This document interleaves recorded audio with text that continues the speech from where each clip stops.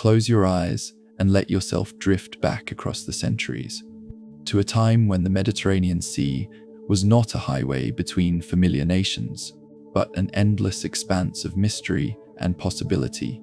Imagine the gentle lapping of waves against weathered cedar hulls in some ancient harbor, where the first light of dawn catches purple-dyed sails stirring in the morning breeze. The air carries the scent of salt and distant spices, the murmur of voices speaking languages that have been silent for millennia. These were the harbors of the Phoenicians, humanity's first global citizens whose ships carried more than cargo. They carried dreams, ideas, and the very letters with which we write today. Their story is one of restless ambition, tempered by profound wisdom, of men and women who looked beyond familiar horizons and discovered that the world was both larger and smaller than anyone had imagined. Tonight, let their ancient voyages carry you on a different kind of journey, one that moves not across water, but through time itself. We will follow these remarkable people from their mythic origins on the shores of the Levant to their final transformation into legend and memory, learning how their quest for distant shores shaped the very foundations of the world we inhabit today. In the beginning, there was the shore, a narrow ribbon of fertile land pressed between the cedar-crowned mountains of Lebanon and the infinite blue of the Mediterranean Sea.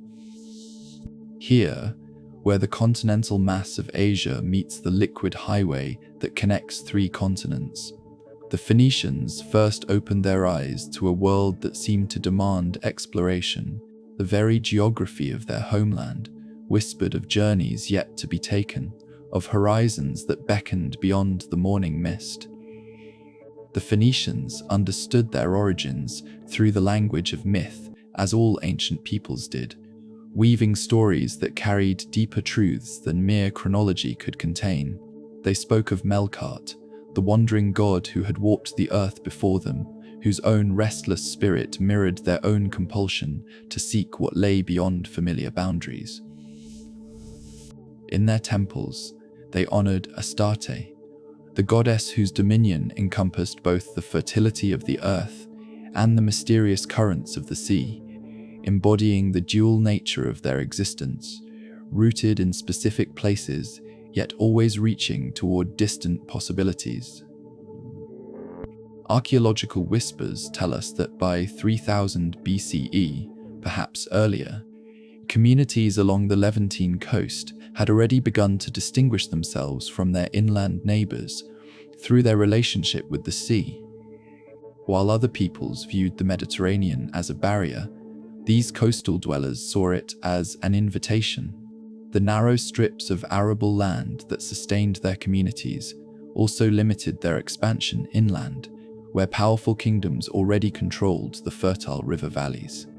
But westward, toward the setting sun, lay an entire world waiting to be discovered.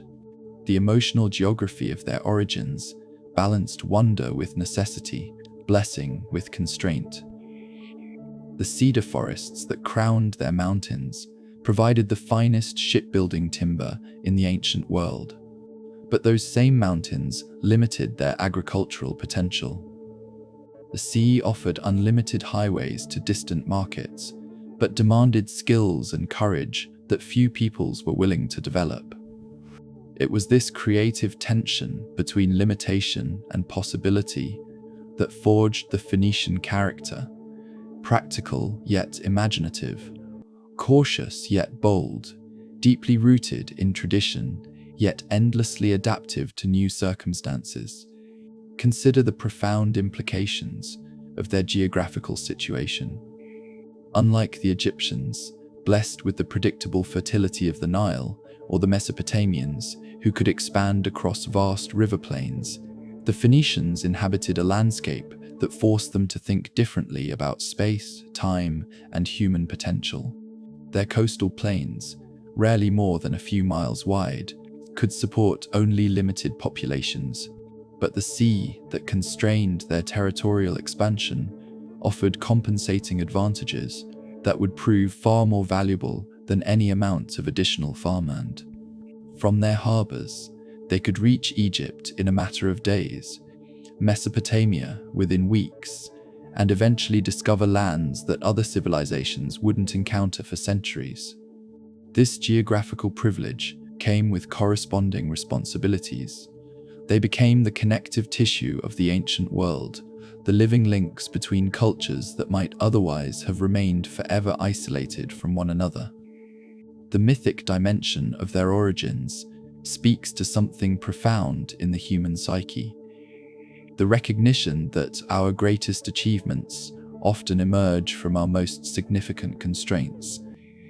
The Phoenician story begins with a people who transformed geographical limitation into civilizational advantage, who discovered that being pressed between mountain and sea was not a trap, but a launching pad for unprecedented expansion.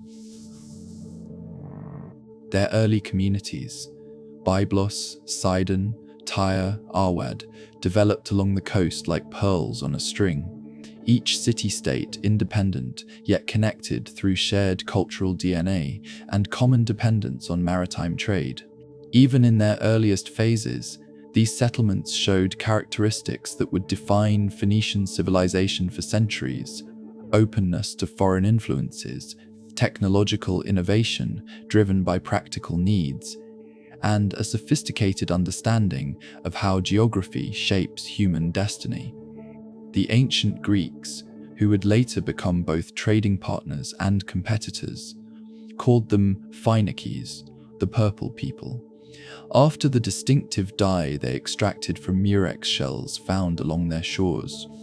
But the Phoenicians called themselves Canaanites, children of Canaan, linking their identity to the larger cultural world of the Eastern Mediterranean. This dual naming reflects a fundamental aspect of their character. They were simultaneously local and cosmopolitan, deeply rooted in specific places, yet comfortable operating across vast cultural distances. The purple dye that gave them their Greek name serves as a perfect metaphor for their entire civilization. The process of creating this precious substance was labor-intensive and required sophisticated knowledge. Thousands of shells yielded only small amounts of dye, and the technique for extracting and fixing the color demanded skills passed down through generations of craftsmen. Yet the result was something unprecedented, a color so beautiful and durable that it became the symbol of royalty throughout the ancient world.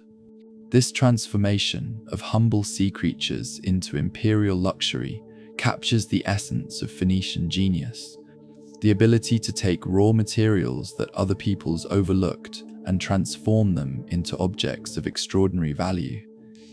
Whether working with murex shells, cedar wood, or the infinite possibilities of the sea itself, they consistently demonstrated an almost alchemical ability to transmute the ordinary into the exceptional.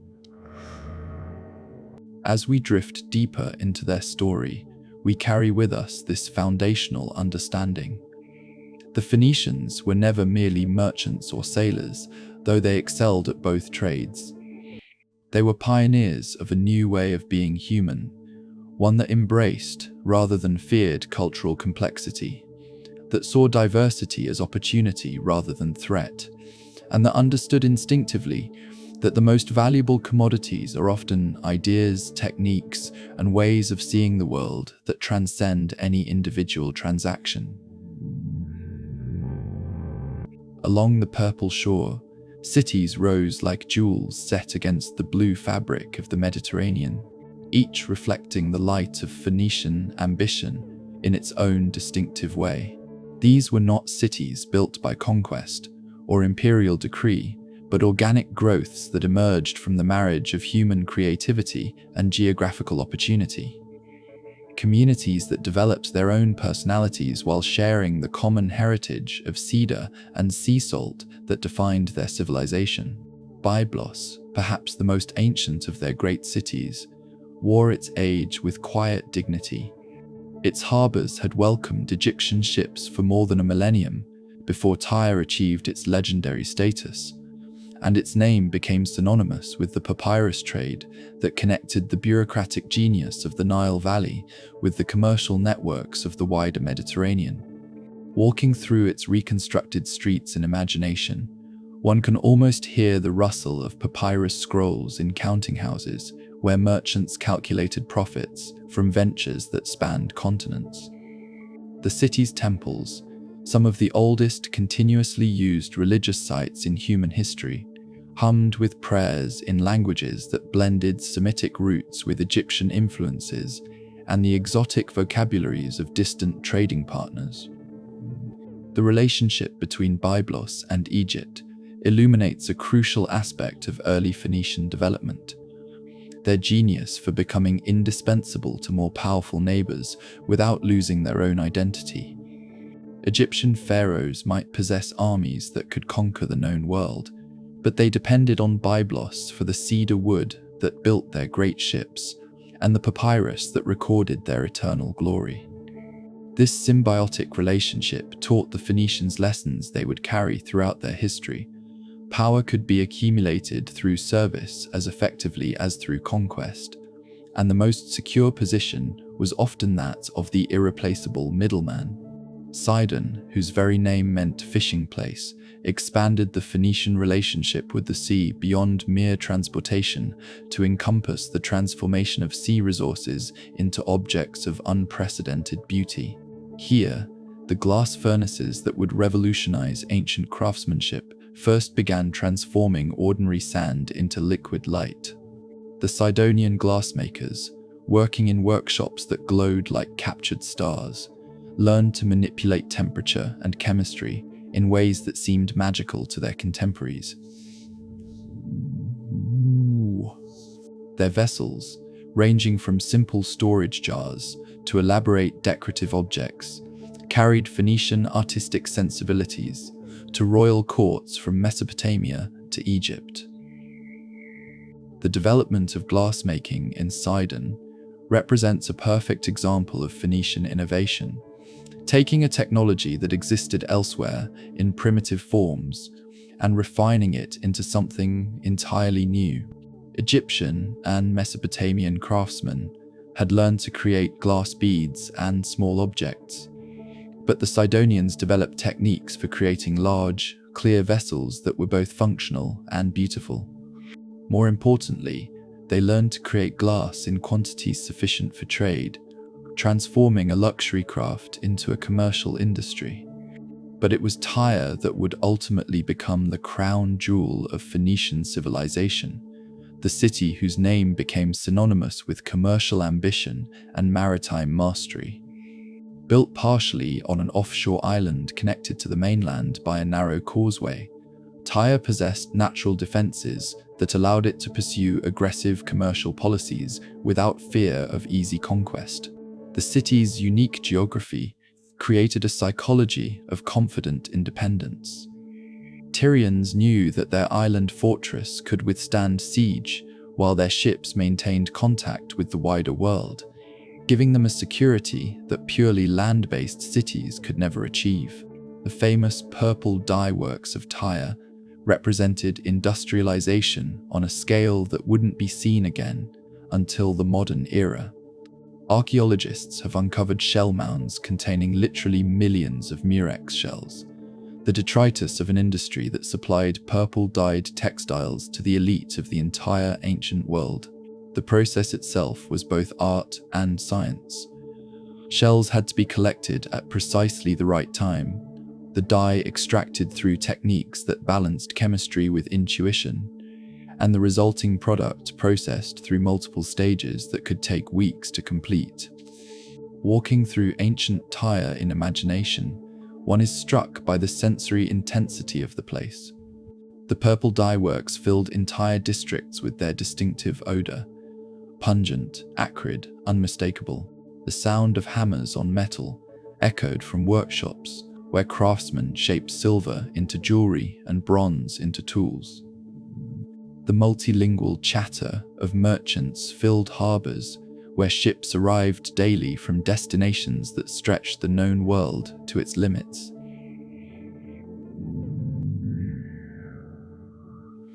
This was urbanism as symphony, every element contributing to a composition of unprecedented complexity and beauty. The harbour itself deserves special attention, for it represented perhaps the greatest engineering achievement of the ancient world. Tyrian engineers created not one but two harbours, a northern harbour for commercial shipping and a southern harbour reserved for the city's powerful navy. These weren't simple anchorages, but sophisticated installations with breakwaters, quays, warehouses, and administrative buildings that could accommodate the largest fleets of their era. The commercial harbour alone could shelter hundreds of ships simultaneously, while the naval harbour featured ship sheds where the city's warships could be maintained and protected. Arwad, the northernmost of the great Phoenician cities, occupied a small island off the Syrian coast and specialized in the kind of long-distance trading that required both exceptional seamanship and sophisticated financial instruments.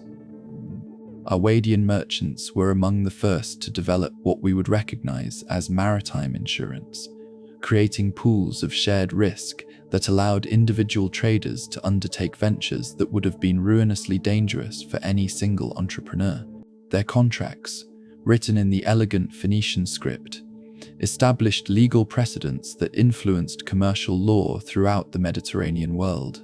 Each of these cities developed its own distinctive character while participating in the larger Phoenician cultural project. They shared common languages, religious practices, and commercial customs, but they also competed with one another for markets and prestige. This creative tension between cooperation and competition drove innovation and prevented the cultural stagnation that often afflicted more centralized civilizations. The contrast between these sophisticated urban centers and the simpler inland communities highlights one of the most significant social developments of the ancient world. While their neighbors remained largely agricultural and tribal, the Phoenicians created genuinely cosmopolitan societies where merchants from distant lands could find familiar commercial practices and legal protections. Their cities became schools for cultural adaptation, places where different ways of life encountered one another and created new possibilities through creative synthesis. Modern visitors to the ruins of these ancient cities often comment on their remarkable preservation of commercial infrastructure, the harbors, warehouses, and workshops that made their prosperity possible. But perhaps more impressive is the evidence of social infrastructure, the schools where scribes learned to write in multiple languages, the temples that accommodated diverse religious practices, and the residential quarters that housed not just native Phoenicians, but permanent communities of foreign merchants and craftsmen. These cities represented humanity's first serious attempt to create truly international communities, places where cultural difference was viewed as opportunity rather than threat. In achieving this, they laid foundations that extend far beyond their own historical moment, creating patterns of urban organization and cultural interaction that continue to influence how we think about cities, commerce, and human cooperation across cultural boundaries. High in the mountains above the purple shore, cedar trees stood in sacred groves that had witnessed the rise and fall of countless human generations. These giants, some already ancient when the first Phoenician axes rang against their trunks, held within their resin-rich heartwood the secret of Phoenician dominance over the Mediterranean world. For the mastery of wood and wave that would carry Phoenician ships to the edges of the known world began not in harbors or shipyards, but in the whispering silence of mountain forests where craftsmen learned to read the language written in grain and growth ring. The selection of timber for shipbuilding represented a profound dialogue between human intelligence and natural wisdom. Phoenician shipwrights understood that not all cedar was suitable for their purposes. They sought trees that had grown slowly in rocky soil, their wood dense and durable, their natural oils providing protection against both water and the boring worms that could destroy lesser vessels.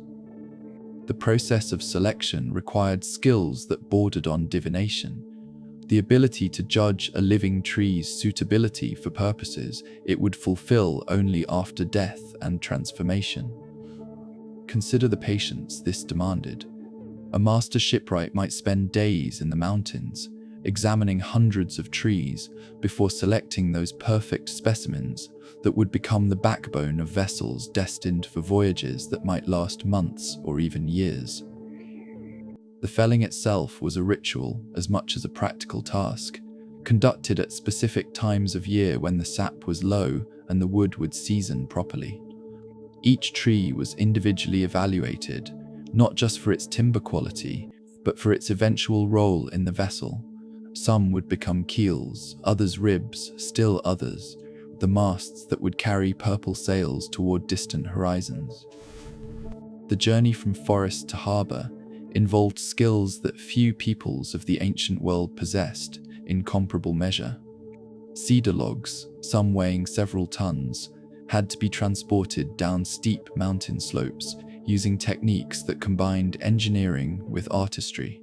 Phoenician loggers developed systems of controlled slides and rolling that allowed them to move massive timbers without damaging either the wood or the landscape. These same skills would later prove invaluable in constructing the great buildings and monuments that adorned their cities. In the shipyards that lined every major Phoenician harbour, the transformation of forest giant into seaworthy vessel represented one of humanity's most sophisticated early technologies. The process began with the keel, that fundamental spine that would define the vessel's entire character.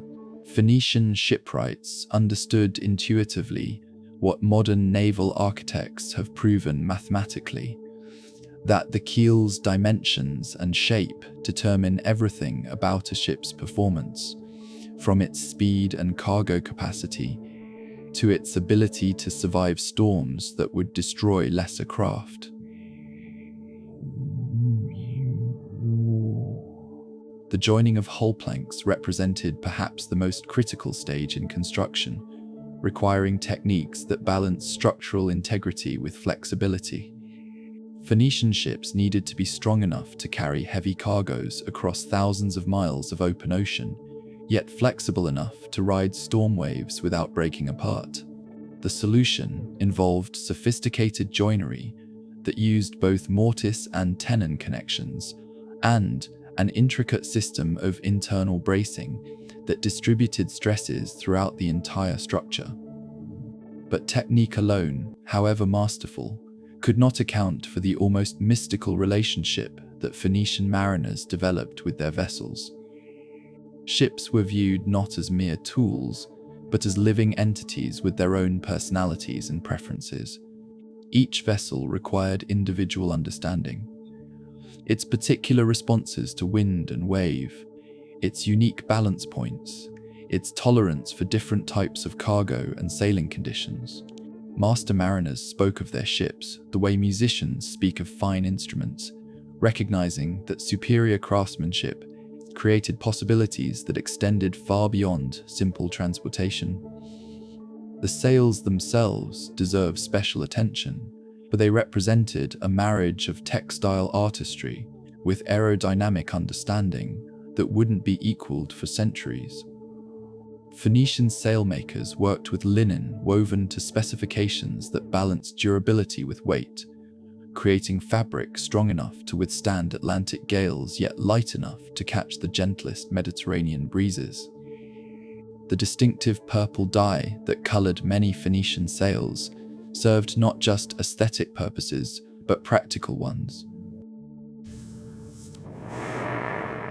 Navigation represented perhaps the most mysterious aspect of Phoenician seamanship, involving skills that combined precise observation with intuitive understanding of patterns that existed below the threshold of conscious awareness. Before the invention of magnetic compasses or accurate charts, Phoenician navigators learned to read the sea itself. the color of water that indicated depth and bottom composition, the patterns of waves that revealed distant landmasses, the behavior of seabirds that pointed toward feeding grounds and fresh water. Star navigation, the skill that allowed Phoenician ships to maintain course during night voyages, required not just memorization of stellar positions, but deep understanding of how celestial movements related to earthly geography.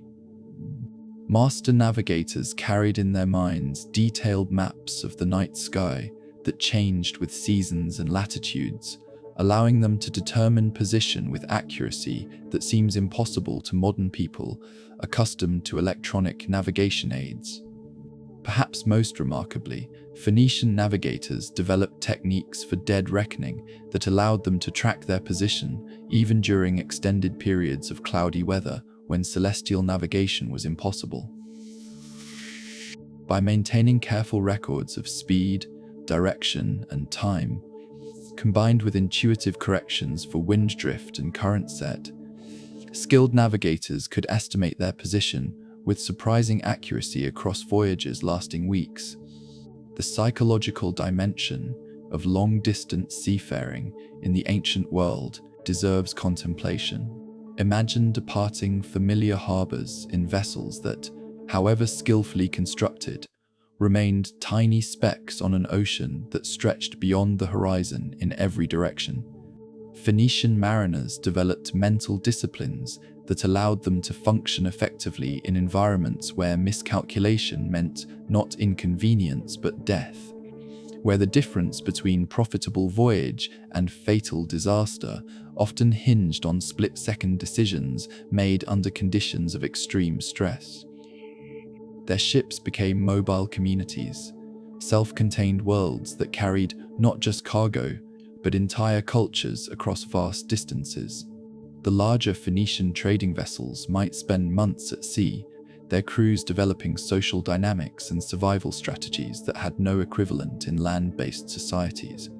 These floating communities pioneered forms of multicultural cooperation that wouldn't be seen again until the modern era, as crews often included not just Phoenicians, but specialists from various Mediterranean cultures, each contributing skills essential to the vessel's success. The contrast between Phoenician shipbuilding and that of their contemporaries illuminates fundamental differences in approach and philosophy. While other ancient peoples often emphasized size and impressive appearance in their vessels, Phoenicians focused relentlessly on functionality and efficiency. Their ships were built to make money, not to intimidate enemies or impress spectators. This practical orientation led to innovations in hull design, rigging systems, and cargo handling that gave them decisive advantages in commercial competition. The relationship between ship and crew represented a partnership that transcended mere professional competence. Phoenician vessels were extensions of their crew's collective intelligence, crafted tools that amplified human capabilities in ways that enabled achievements impossible for individuals or even communities working separately. In mastering both wood and wave, the Phoenicians created not just superior technology, but new possibilities for human collaboration across cultural and geographical boundaries that had previously seemed insurmountable. In a quiet chamber overlooking the harbor of Byblos, where the afternoon light slanted through windows that had witnessed the comings and goings of Egyptian ships for generations, a Phoenician merchant sat with reed pen in hand, contemplating a problem that had frustrated traders throughout the ancient world. Before him lay correspondence written in 3 different scripts: Egyptian hieroglyphs recording a grain shipment from Memphis, Mesopotamian cuneiform detailing a consignment of woolen textiles, and his own notes scratched in the familiar symbols that his people had begun to use for their commercial records. Each writing system served its purpose, but none could be easily learned by the foreign clerks and trading partners who increasingly populated the cosmopolitan world of Mediterranean commerce. The complexity of existing writing systems had created a fundamental barrier to the expansion of trade and cultural exchange that was beginning to define the ancient world. Egyptian hieroglyphs, beautiful and sophisticated, required years of study to master, and hundreds of symbols to represent the full range of human expression. Mesopotamian cuneiform, equally capable of recording complex thoughts, demanded similar dedication and involved pressing wedge-shaped marks into clay tablets that were cumbersome to transport and difficult to modify. Both systems had evolved to serve the needs of centralized bureaucracies supported by scribal schools and professional classes, whose very existence depended on maintaining the complexity that made their services indispensable. But the Phoenicians, as traders who lived by facilitating rather than controlling exchange, needed something different. A writing system that could be learned quickly by anyone engaged in commerce, regardless of their cultural background or educational preparation. The evolutionary pressure that drove their innovation was intensely practical: how to create accurate, easily reproducible records that could be understood by trading partners from Egypt to Mesopotamia, from Cyprus to the emerging markets of the Western Mediterranean. The solution they developed represented one of those quantum leaps in human capability that occur perhaps once in a millennium, a technological breakthrough that seems obvious in retrospect but required genuine genius to achieve initially. Rather than attempting to reform existing writing systems, Phoenician scribes created something entirely new, a system based on the radical insight that all human speech could be broken down into a limited number of basic sounds, and that symbols representing these sounds could be combined to reproduce any word in any language. The elegance of this approach cannot be overstated.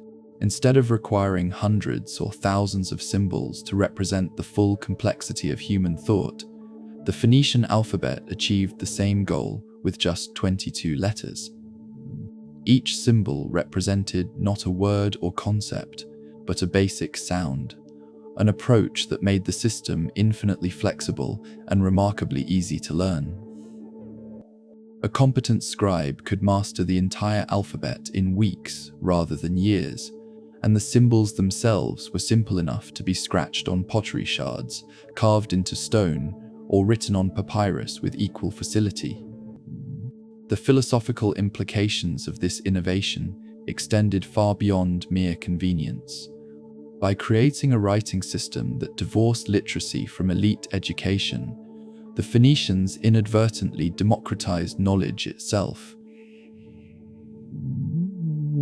Information that had previously been controlled by priestly and royal bureaucracies could now be recorded and transmitted by anyone who learned a relatively simple set of symbols.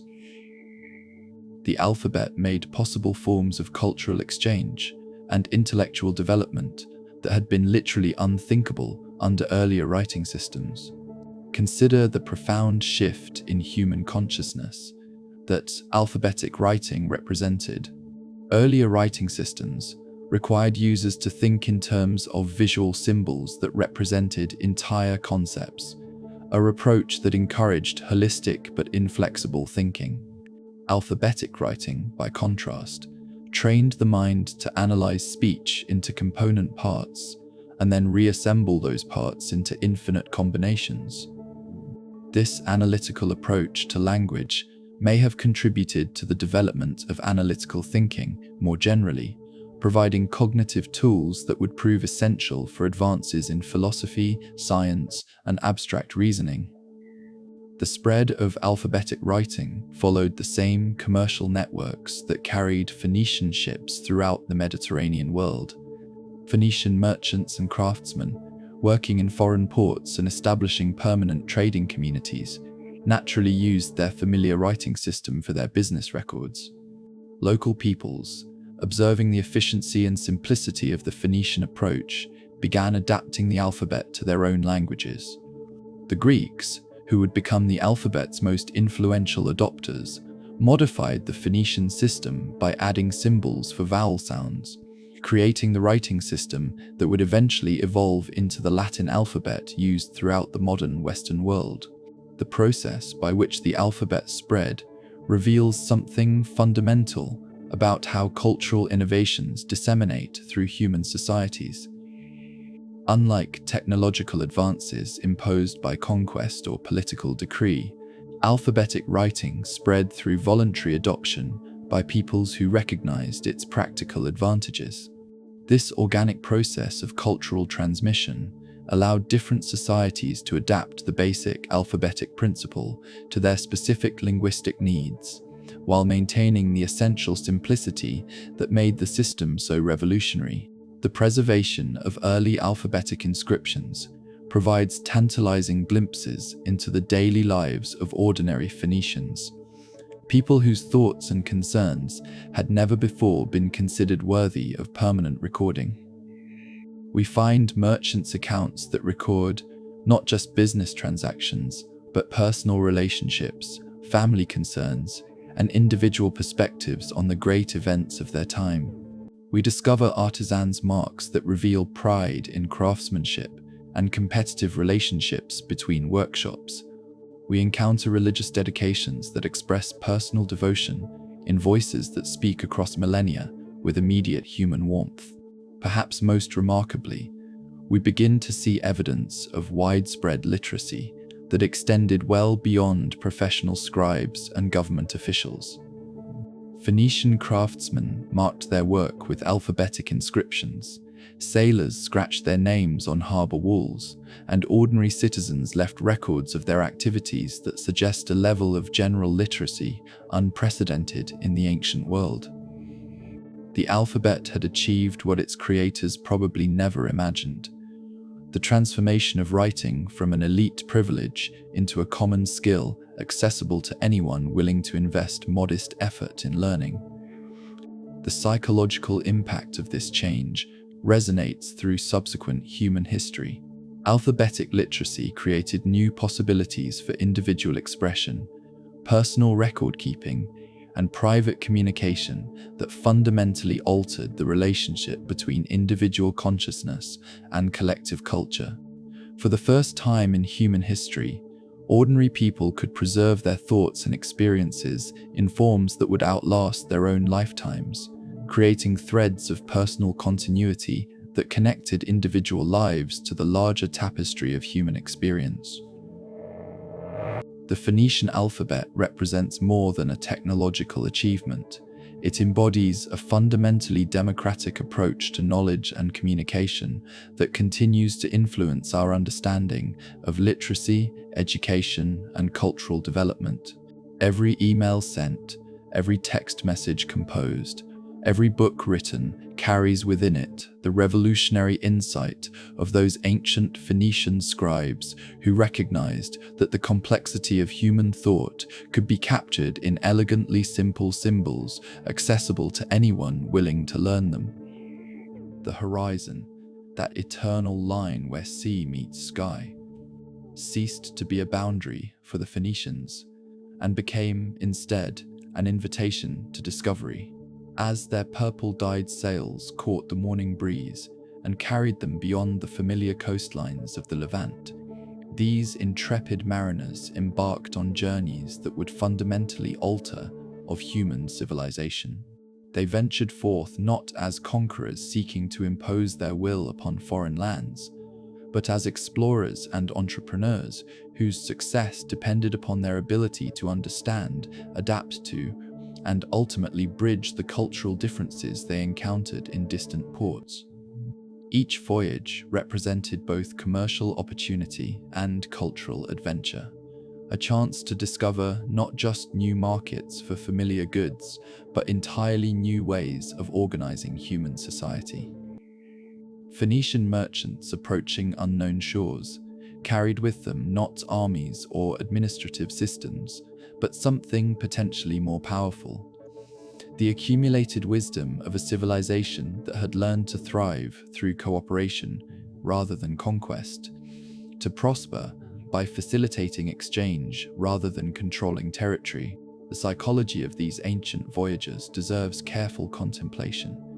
Imagine the mixture of anticipation and anxiety that must have filled Phoenician merchants as their familiar shores disappeared below the horizon, replaced by the endless blue expanse that might lead to unprecedented wealth or catastrophic disaster. These were not casual day trips, but expeditions that might last months or even years, voyages that separated mariners from everything familiar and thrust them into environments where survival depended upon their ability to quickly assess new situations and establish trust with peoples whose languages, customs, and motivations remained initially mysterious. The ships themselves became floating microcosms of Phoenician society, mobile communities that carried not just trade goods but entire cultural systems across vast distances. The larger vessels might house crews of 30 or 40 men, representing a diverse mixture of specialists.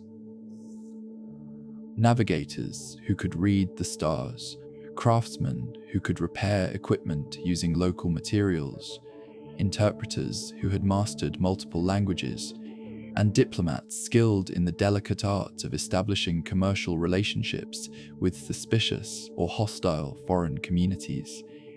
Life aboard these vessels during extended voyages developed rhythms and traditions that had no equivalent in land-based societies.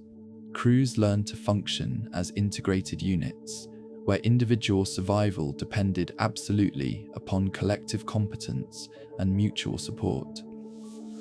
They developed techniques for conserving fresh water and food during long ocean passages, methods for maintaining equipment and clothing using materials that could be obtained anywhere, and social practices that prevented the tensions and conflicts that could destroy crew cohesion during months of enforced proximity. The approach to establishing new trading relationships reflected the fundamental Phoenician understanding that sustainable commercial success required genuine mutual benefit rather than exploitation or intimidation. Phoenician merchants arriving in unfamiliar ports typically began by offering small gifts and demonstrating peaceful intentions, then gradually building trust through fair dealing and consistent reliability. They learned local languages, studied indigenous customs, and adapted their business practices to accommodate different cultural expectations about appropriate commercial behavior. This adaptive approach yielded extraordinary results. Phoenician trading posts eventually dotted the Mediterranean coastline from Anatolia to Iberia, each representing a successful synthesis of Phoenician commercial expertise with local knowledge and resources. These outposts served multiple functions simultaneously.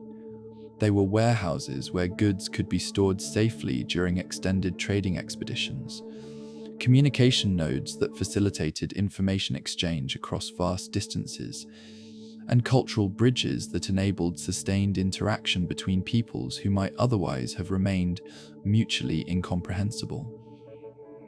The island of Cyprus provides a perfect example of how Phoenician expansion operated in practice.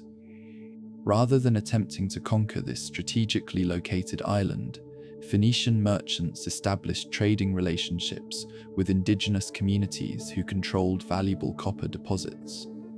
Over time, these commercial connections evolved into permanent settlements where Phoenicians and Cypriots lived and worked together, creating hybrid communities that combined the maritime expertise of the Phoenicians with the metallurgical skills of the local inhabitants. The results benefited everyone involved. Cypriot copper, refined using techniques that improved through Phoenician commercial connections with other metalworking centers, became a valuable commodity throughout the Mediterranean world. Phoenician merchants gained access to high-quality raw materials that they could trade profitably in distant markets. The indigenous Cypriot population acquired new technologies, expanded markets for their products, and connections to the wider Mediterranean world that enriched their own cultural development.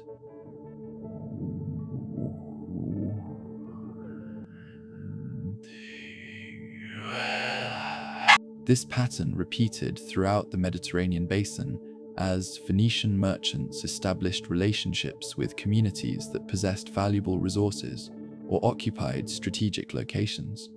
In Sardinia, they traded manufactured goods for silver and lead. In Sicily, they exchanged luxury items for grain and other agricultural products. Along the coasts of North Africa, they established trading relationships that eventually led to permanent settlements and the founding of new cities.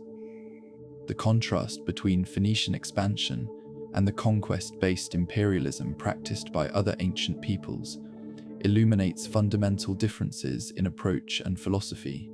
Where military empires sought to impose uniform administrative systems and cultural practices upon conquered territories, Phoenician commercial networks thrived on diversity and adaptation.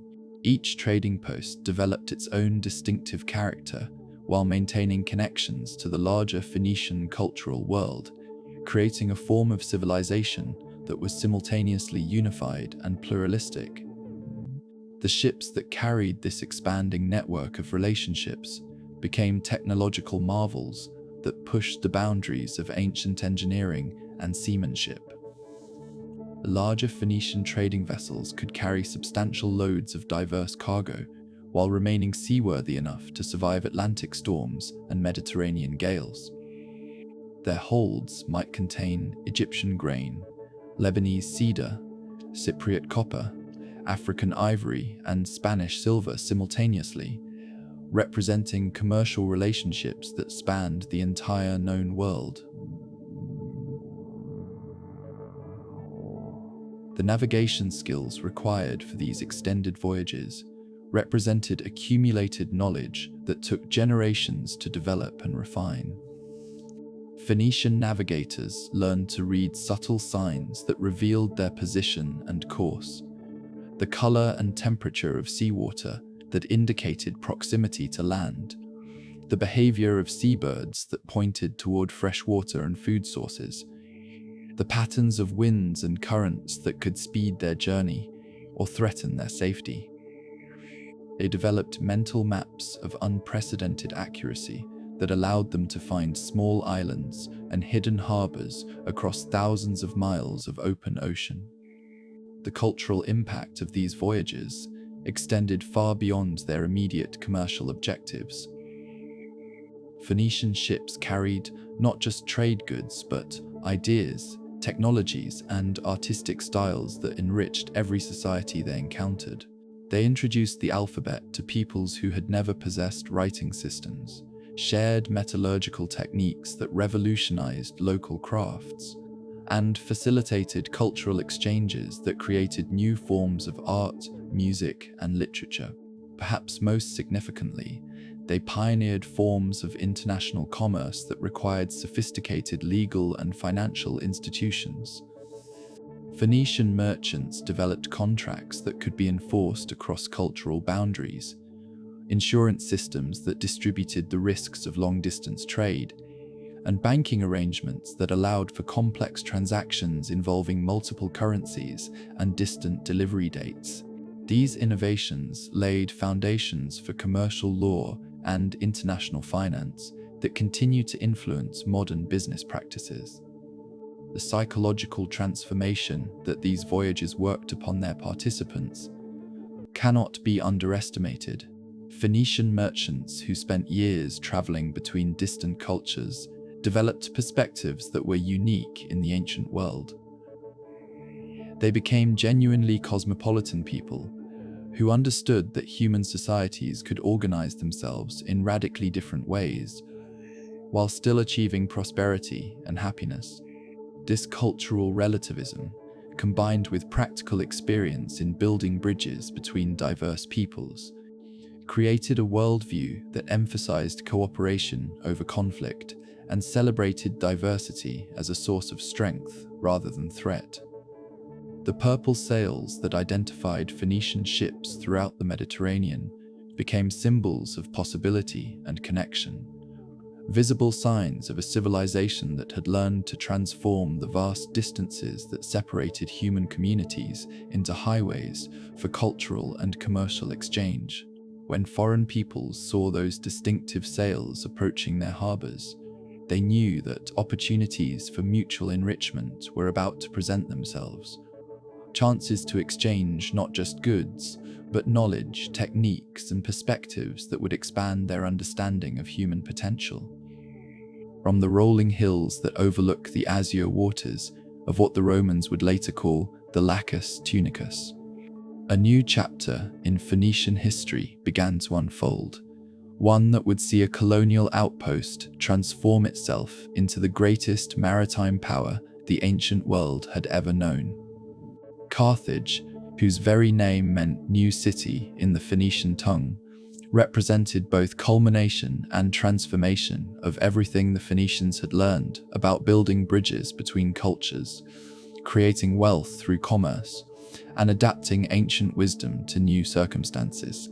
The legendary foundation of Carthage, attributed to Queen Dido in the 9th century before the Common Era, embodies in narrative form the essential characteristics that would define Carthaginian civilization for centuries.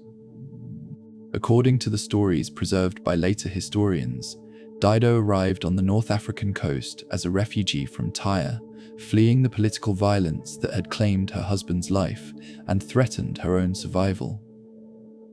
Approaching the local Berber chieftain, Irbas, she requested only as much land as could be enclosed by an ox hide. A modest petition that concealed sophisticated intelligence and determined ambition. The famous stratagem by which Dido cut the ox hide into thin strips, thereby enclosing a substantial territory while technically honoring the literal terms of her agreement, represents more than clever bargaining. It embodies the Phoenician genius for working within existing systems while fundamentally transforming them, for achieving ambitious goals through intelligence and negotiation rather than force and intimidation. This legendary foundation established patterns that would characterize Carthaginian expansion for centuries. The preference for legal and commercial solutions over military ones, the ability to create lasting relationships with indigenous peoples, and the patient accumulation of advantages that eventually created overwhelming strength. The site that Dido chose for her new city reflected the accumulated wisdom of centuries of Phoenician urban development. The location possessed natural harbors that could shelter large fleets, while providing easy access to both Mediterranean trade routes and the African interior. Defensive advantages included hills that dominated the surrounding countryside and narrow approaches that could be easily fortified. Most importantly, the location positioned Carthage to control the maritime traffic that connected the eastern and western basins of the Mediterranean, creating opportunities for commercial dominance that would prove more valuable than any amount of agricultural territory. The early growth of Carthage reflected the distinctive Phoenician approach to colonization, gradual, organic development that emphasized commercial relationships over territorial conquest. Unlike the military colonies established by other ancient powers, Carthage emerged as a trading hub that attracted diverse populations through economic opportunity rather than compelling submission through force. Berber tribesmen, Egyptian craftsmen, Greek artisans, and Phoenician merchants found common ground in the bustling markets that quickly became the city's defining characteristic. The evolution of Carthaginian government demonstrates how Phoenician political traditions adapted to the challenges of governing a large, diverse population across vast distances. The city developed a complex republican system that balanced monarchical, aristocratic, and democratic elements in ways that prevented any single faction from achieving complete dominance. Two chief magistrates, called Suffites, served as executive leaders, while a senate of wealthy merchants and landowners provided continuity and expertise in policy formation. Popular assemblies allowed broader participation in decision-making, particularly on matters of war and peace that affected the entire community. This governmental structure reflected the essentially commercial character of Carthaginian civilization. Political power remained closely tied to economic success, but wealth alone did not guarantee political influence. Leaders needed to demonstrate competence in managing complex relationships with trading partners, colonial populations, and potential enemies. The system rewarded practical intelligence and diplomatic skill, while maintaining enough flexibility to adapt to changing circumstances without abandoning fundamental principles. The construction of Carthage's famous circular harbour represents one of the greatest engineering achievements of the ancient world, a project that required not just technical expertise, but sophisticated understanding of how infrastructure shapes political and economic possibilities. The commercial harbour, designed to accommodate hundreds of merchant vessels simultaneously, featured warehouses, administrative buildings, and specialized facilities for different types of cargo. The adjacent military harbour, hidden from outside view and capable of sheltering over 200 warships, provided the naval strength that would make Carthaginian commercial dominance militarily sustainable. The harbour's design embodied Carthaginian strategic thinking, the recognition that lasting prosperity required the ability to protect commercial interests through force when necessary, but that military power served economic rather than territorial objectives. Carthaginian fleets existed primarily to keep trade routes open and protect merchant vessels from piracy, not to conquer territory for its own sake.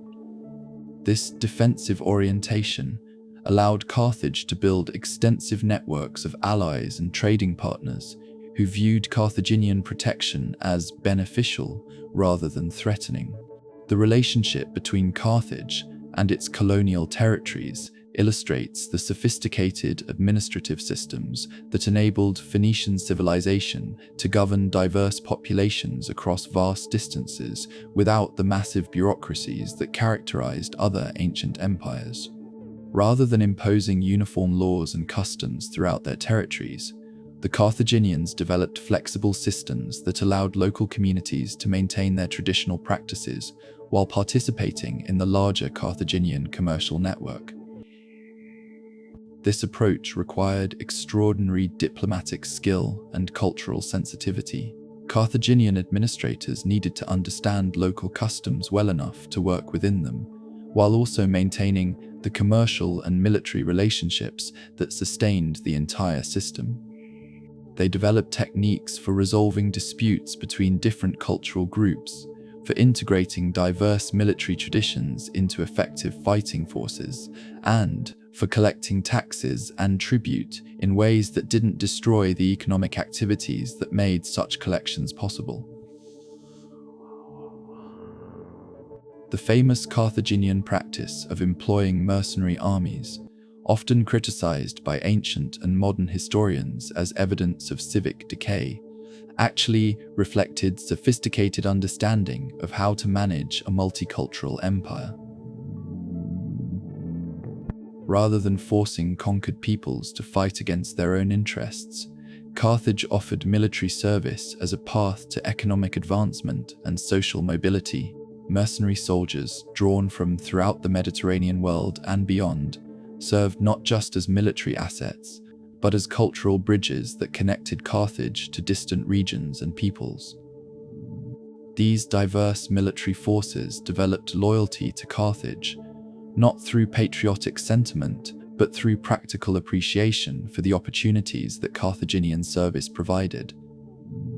Successful mercenary commanders could accumulate wealth and status that would have been impossible in their home communities, while ordinary soldiers gained access to steady pay, professional training, and potentially profitable adventure. This system created military forces that were arguably more reliable than citizen militias, since mercenary loyalty was based on demonstrated mutual benefit rather than abstract political obligations. The cultural life of Carthage reflected the cosmopolitan character that had defined Phoenician civilization from its earliest origins. The city's temples accommodated diverse religious traditions. Its markets featured goods from every corner of the known world, and its residential quarters housed permanent communities of foreign merchants and craftsmen. Carthaginian children grew up speaking multiple languages and learning to navigate complex cultural differences as naturally as their contemporaries. In more homogeneous societies, learned single sets of customs and expectations. This cultural diversity created both opportunities and challenges. On one hand, Carthage became a center of innovation where different technological and artistic traditions encountered one another and created new possibilities through creative synthesis. Carthaginian craftsmen learned techniques from Egyptian, Greek, Etruscan, and indigenous African traditions, combining them into distinctive styles that influenced artistic development throughout the Mediterranean world. On the other hand, the absence of a single, dominant cultural tradition made it difficult to create the kind of unified identity that sustained other ancient civilizations through periods of crisis and challenge. Carthaginians identified primarily with their city and its commercial network, rather than with ethnic or religious traditions that transcended immediate political circumstances. This practical orientation served them well during periods of expansion and prosperity, but would prove problematic when they faced existential threats that required sacrifices based on abstract loyalties rather than immediate self-interest. The religious life of Carthage embodied these same tensions between unity and diversity. The city's patron deities, Tanit, the goddess of fertility and war, and Baal Hammon, the lord of the altar of sacrifice, commanded genuine devotion from citizens and subjects throughout the Carthaginian territories.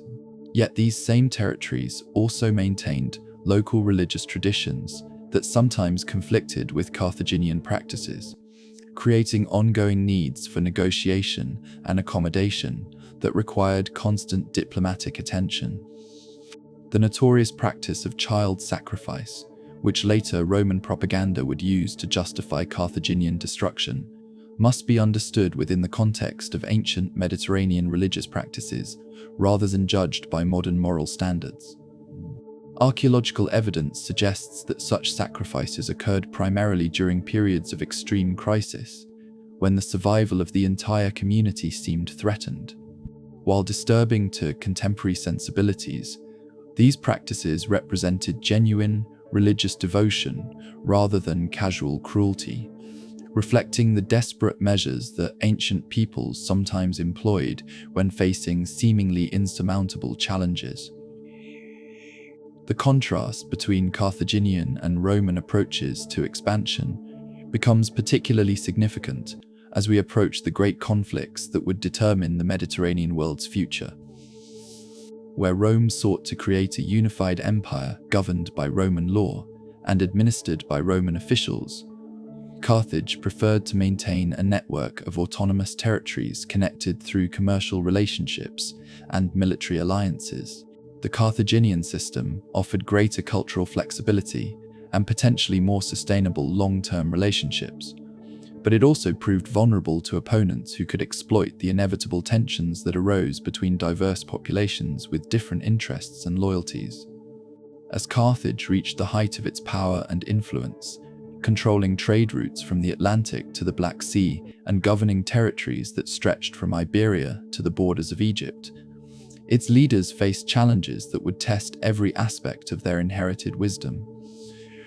The very success that had elevated Carthage above all other Phoenician cities also created responsibilities and dangers that their ancestors could never have imagined, setting the stage for conflicts that would determine whether the Phoenician model of civilization could survive in a world increasingly dominated by more aggressive and territorially ambitious powers. Scattered across the wine-dark Mediterranean like jewels on celestial velvet, the Phoenician settlements created an archipelago of prosperity that connected distant shores through bonds of commerce. culture and common heritage. Each island and coastal outpost told its own story of adaptation and achievement, demonstrating how Phoenician genius for cultural synthesis could transform local resources and geographic advantages into nodes of international significance that enriched both their immediate communities and the wider Mediterranean world. Cyprus, the copper isle whose very name derived from the metal that formed the foundation of its prosperity, exemplified the Phoenician ability to transform existing economic relationships into unprecedented opportunities for mutual enrichment.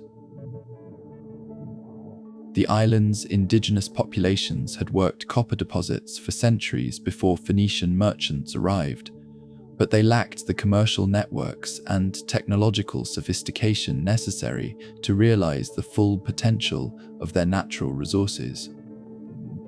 Phoenician settlement brought not conquest, but partnership, creating hybrid communities where local metallurgical expertise merged with international commercial connections to produce innovations that benefited everyone involved. The transformation of Cypriot copper, working under Phoenician influence, illustrates perfectly how cultural exchange could accelerate technological development. Local craftsmen, exposed to metallurgical techniques from across the Mediterranean world through Phoenician trading networks, began experimenting with alloys and manufacturing processes that produced superior products for both local use and international export. Phoenician merchants, meanwhile, gained access to high-quality raw materials and finished goods that commanded premium prices in distant markets, creating profitable relationships that sustained themselves across generations. Walking through the reconstructed workshops of ancient Kittyan in imagination, one can almost hear the ring of hammers on bronze, the hiss of molten metal meeting water, and the multilingual conversations between Phoenician traders and Cypriot craftsmen as they negotiated the details of transactions that might involve delivery to customers in Egypt, Greece, or Etruria. These workshops became schools of international commerce, where young people learned not just technical skills, but the cultural competencies necessary for success in an increasingly interconnected world. Sardinia presented different challenges and opportunities, its rugged landscape and fiercely independent indigenous populations requiring approaches that emphasized diplomacy and mutual respect rather than commercial domination. The island's silver deposits and strategic location made it valuable to Phoenician interests, but its mountainous terrain and warrior culture made direct control impossible and probably counterproductive. Instead, Phoenician settlements developed along the coastline, creating trading posts that served as interfaces between the maritime commercial network and the inland tribal communities. The genius of the Sardinian settlements lay in their ability to create value for all parties involved, without threatening existing social structures or cultural traditions. Phoenician merchants offered manufactured goods, exotic materials, and access to distant markets in exchange for silver, agricultural products, and the military services that Sardinian warriors could provide to protect commercial interests throughout the region. These relationships evolved gradually from simple trading agreements into complex alliances that lasted for centuries, demonstrating how patient diplomacy could achieve more sustainable results than military conquest. The archaeological remains of Phoenician Sardinia reveal sophisticated urban planning that accommodated both commercial requirements and defensive necessities. Harbors were designed to shelter merchant fleets while providing quick access to open water in case of attack. Warehouses and administrative buildings were positioned to facilitate efficient cargo handling while remaining protected from both weather and potential enemies. Residential quarters reflected the mixed populations that characterized all successful Phoenician settlements. Native Sardinians, Phoenician colonists, and traders from various Mediterranean cultures living in proximity that fostered cultural exchange while maintaining distinct identities. Sicily, the triangular island that commanded the narrow straits between the eastern and western Mediterranean basins, became perhaps the most strategically significant of all Phoenician settlements outside of North Africa.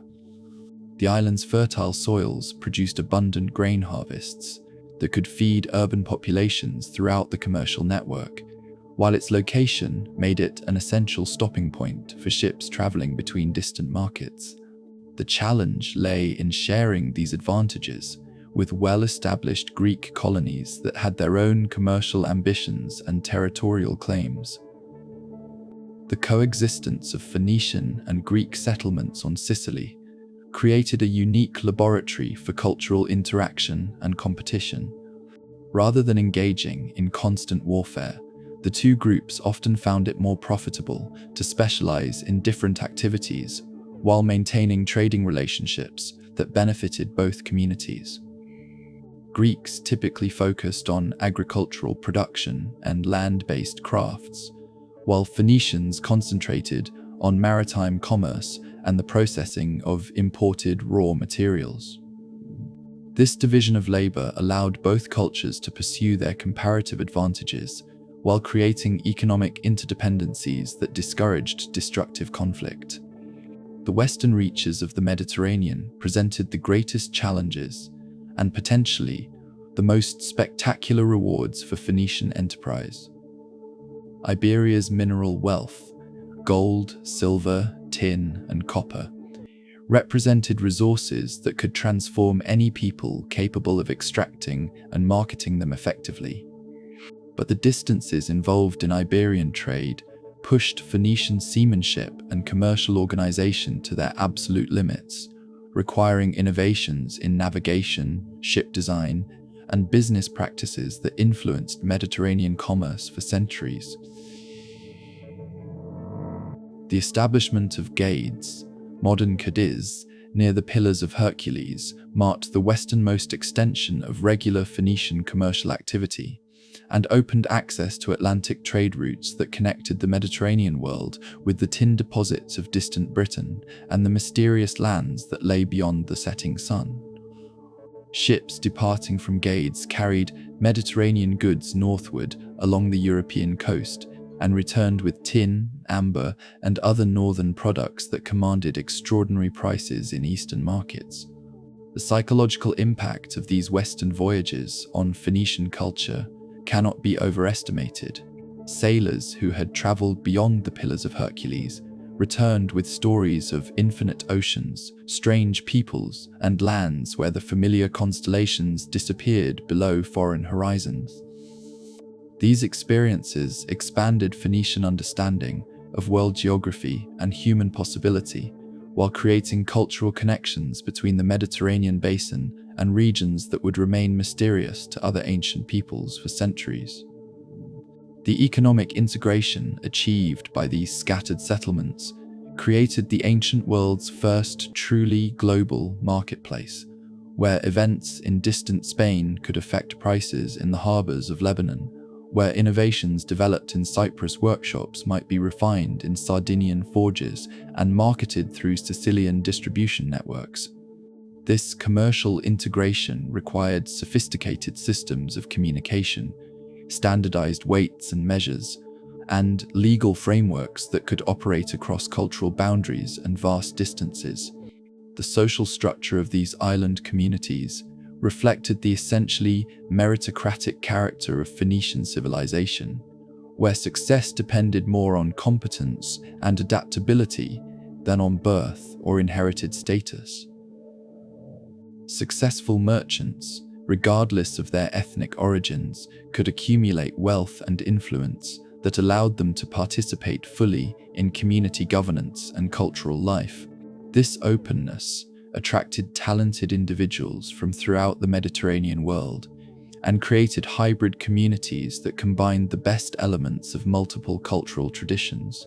The religious life of these settlements, demonstrated similar flexibility and inclusiveness. While maintaining their devotion to traditional Phoenician deities, colonists readily incorporated local religious practices and honored indigenous gods who were believed to influence local conditions. This religious syncretism created rich spiritual traditions that reflected the multicultural character of Phoenician settlements while maintaining connections to their ancestral homeland. The artistic and architectural achievements of these island communities reveal how cultural diversity could stimulate creativity and innovation. Phoenician craftsmen, exposed to Greek, Etruscan, Egyptian, and indigenous artistic traditions, developed distinctive styles that incorporated elements from multiple sources while maintaining recognizably Phoenician characteristics. Buildings, sculptures, and decorative objects from these settlements show a sophisticated understanding of how different cultural elements could be combined to create new forms of beauty that appealed to diverse audiences. The contrast between the Phoenician approach to colonization and that practiced by other ancient peoples becomes particularly evident when examining these island settlements.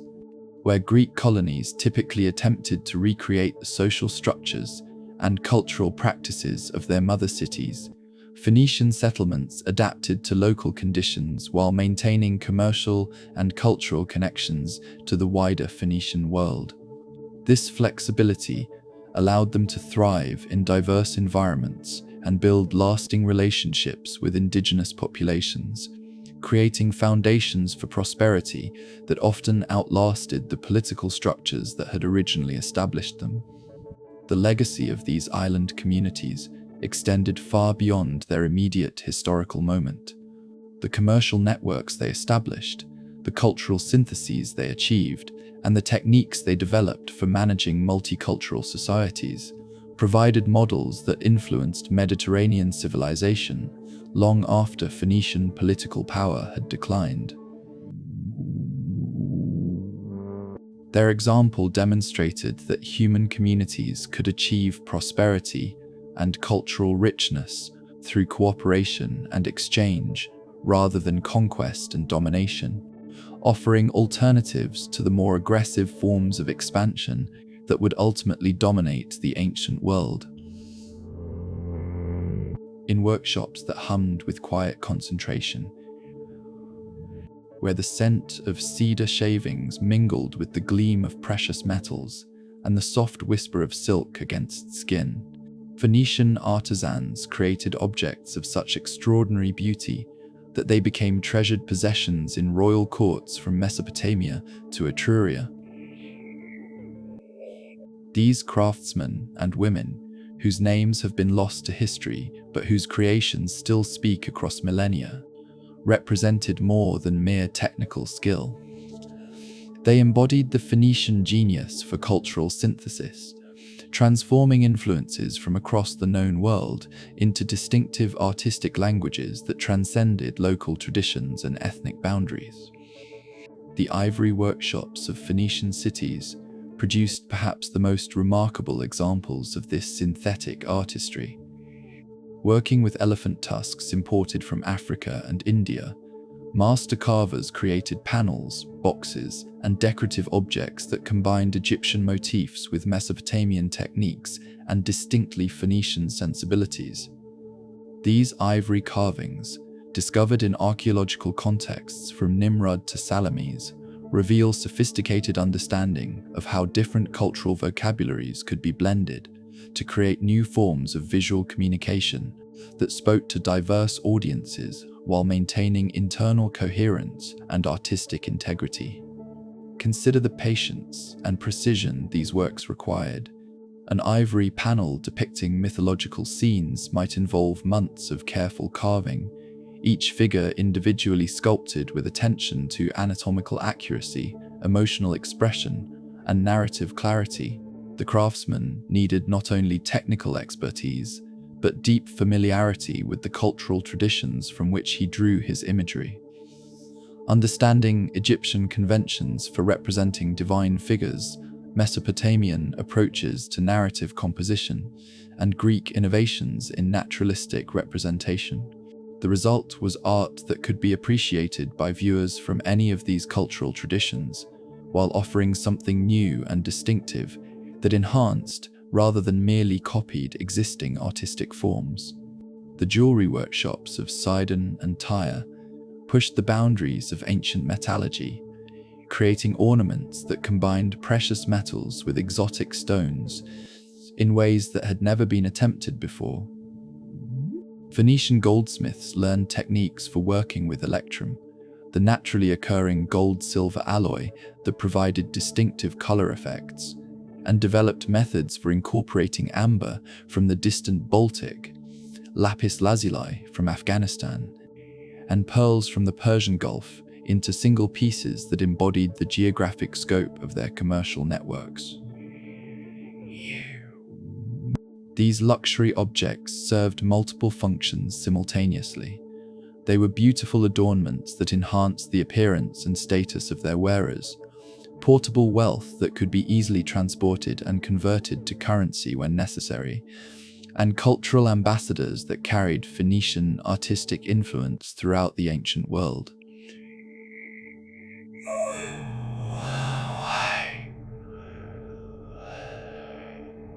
A Phoenician necklace worn by an Etruscan noblewoman, or a pair of Phoenician earrings adorning an Egyptian princess, represented more than fashion.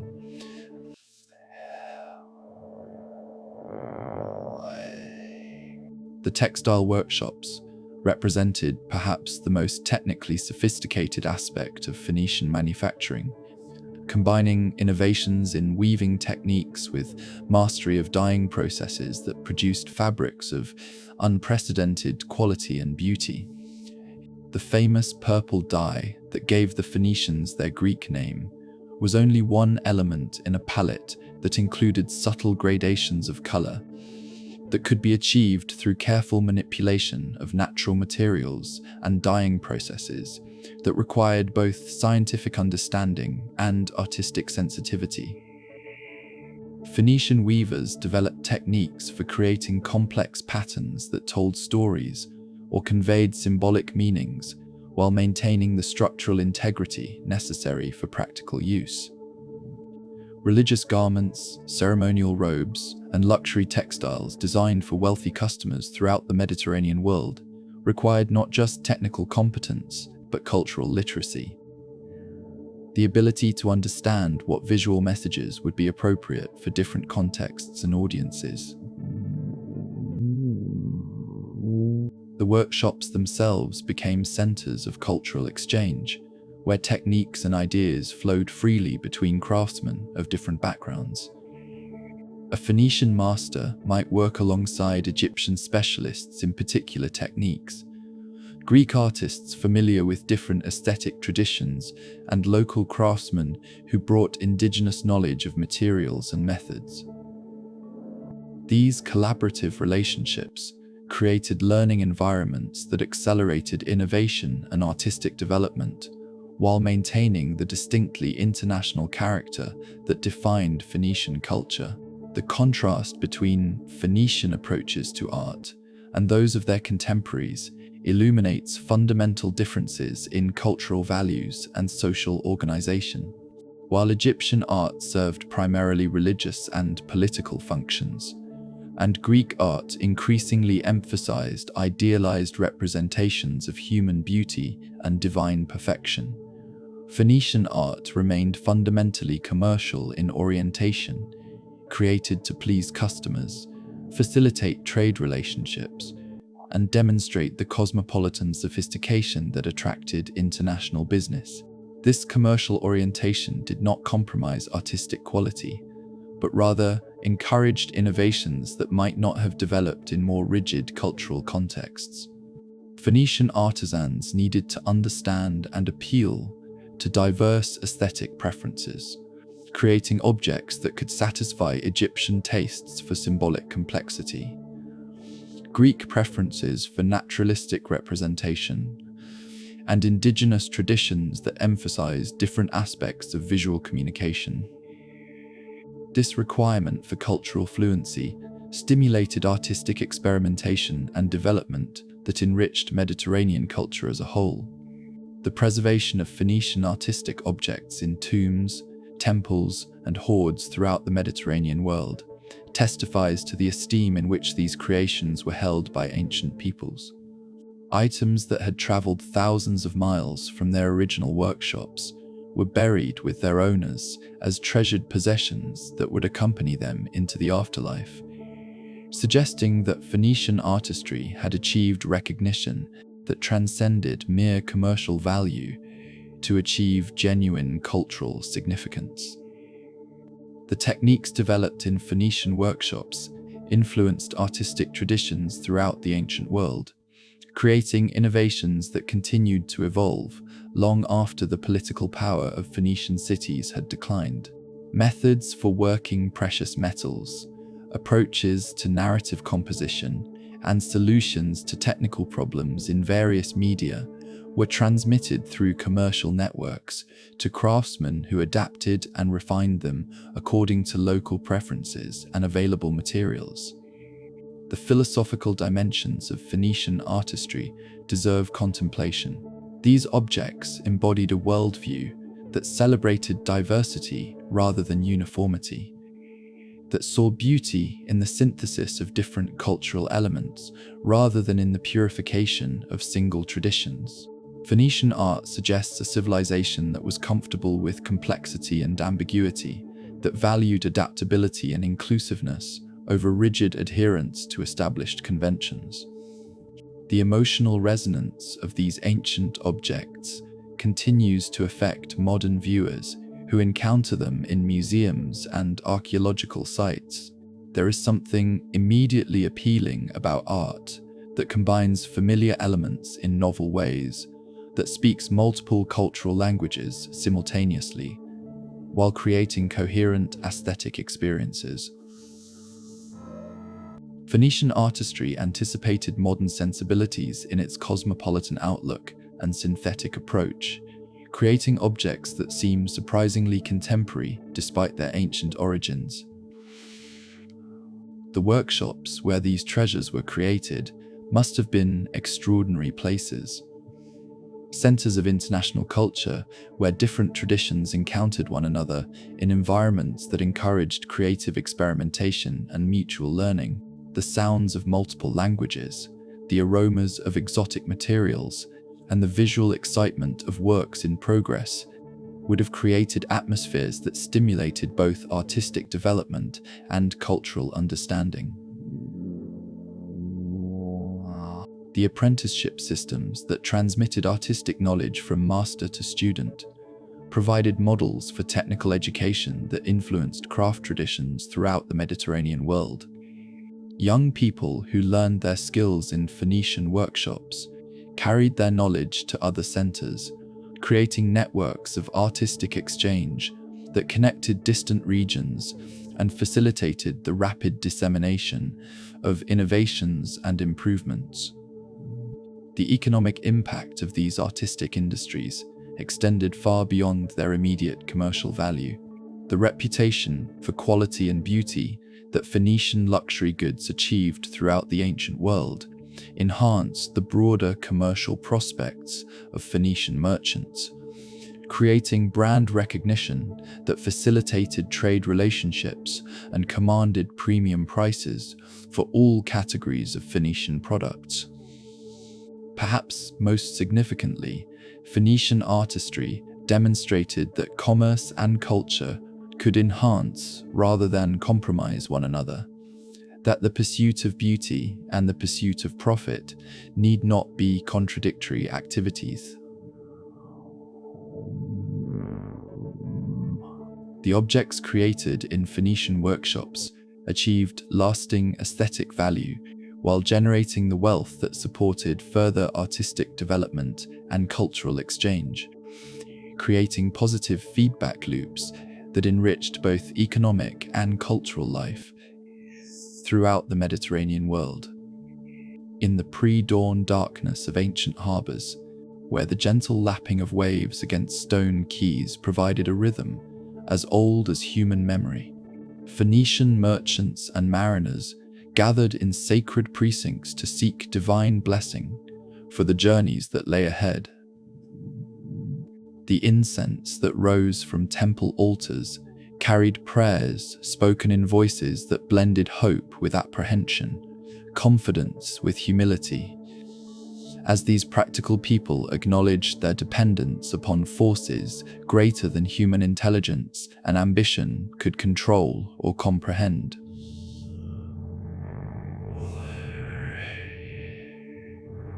The religious life of the Phoenicians reflected the same synthetic genius that characterized their commercial and artistic achievements, creating spiritual systems that could accommodate the diverse needs of a people whose lives crossed cultural boundaries and challenged traditional assumptions about the relationship between the human and divine realms. Their pantheon evolved through centuries of cultural contact, absorbing influences from Egyptian, Mesopotamian, Greek, and indigenous traditions, while maintaining distinctly Phoenician characteristics that reflected their unique historical experience and social organization. Melkart, the wandering god whose own mythological journeys paralleled those of the merchants who honored him, embodied the specifically Phoenician understanding of divinity as active, adventurous, and personally invested in human enterprise. Unlike the more static deities of agricultural societies, Melkart moved through the world, establishing new relationships and discovering new possibilities, providing a divine model for the restless creativity that drove Phoenician expansion throughout the Mediterranean world. His temples, found in Phoenician settlements from Tyre to Gades, served not just as places of worship, but as centers of cultural identity that connected distant communities through shared religious practices and common spiritual aspirations. The rituals associated with Melkart worship reflected the practical needs of a maritime society, while addressing the deeper spiritual hunger that accompanies all human endeavors of significant ambition and risk. Before embarking on dangerous voyages, merchants would offer elaborate sacrifices that might include precious objects, valuable animals, or even human lives during periods of extreme crisis. These offerings represented genuine spiritual devotion rather than mere commercial calculation, acknowledging that material success without divine favor was both impossible to achieve and ultimately meaningless to possess. Astarte, the goddess whose dominion encompassed both earthly fertility and maritime fortune, received devotions that recognized the fundamental interconnectedness of all forms of creative energy. Her temples featured sacred prostitution practices that modern sensibilities find disturbing, but which represented profound theological insights about the relationship between physical and spiritual experience. In the ancient Phoenician understanding, the life force that enabled human reproduction also powered commercial success, artistic creativity, and cultural development, all manifestations of divine energy expressing itself through human activity. The festivals that celebrated Astarte drew participants from throughout the Mediterranean world, creating international gatherings that combined religious devotion with commercial opportunity and cultural exchange. These events demonstrated how Phoenician religious practices served social and economic functions while addressing genuine spiritual needs, creating community bonds that transcended ethnic and cultural boundaries while providing practical frameworks for international cooperation and mutual support. Baal Hammon, the lord of the altar of sacrifice, commanded perhaps the most controversial devotions in the Phoenician religious system. The child sacrifices associated with his worship, documented through both archaeological evidence and historical accounts, must be understood within the context of ancient Mediterranean religious practices rather than judged according to modern moral standards. These extreme measures, occurred primarily during periods of existential threat, when the survival of entire communities seemed to depend upon divine intervention that could be secured only through the most precious offerings imaginable. The psychology of such sacrifices reveals something profound about ancient approaches to the relationship between human will and divine power. Rather than representing casual cruelty or primitive barbarism, these practices embodied sophisticated theological thinking about the nature of spiritual exchange and the costs of securing divine favor during moments of desperate need. The willingness to sacrifice what was most precious demonstrated the depth of religious conviction, while acknowledging that some benefits could be obtained only through offerings that involved genuine personal loss and spiritual commitment. The religious architecture of Phoenician temples reflected the same international influences that characterized all aspects of their culture, creating sacred spaces that could accommodate diverse worship practices while maintaining distinctly Phoenician characteristics. Temple complexes typically included areas for different types of religious activity, public ceremonies that involved entire communities, private devotions that addressed individual spiritual needs, and specialized rituals that served particular professional or social groups. The priests who served these temples represented another example of Phoenician cultural synthesis, combining religious training in traditional Phoenician practices with knowledge of foreign religious systems that enabled them to serve the diverse populations that characterized all successful Phoenician settlements.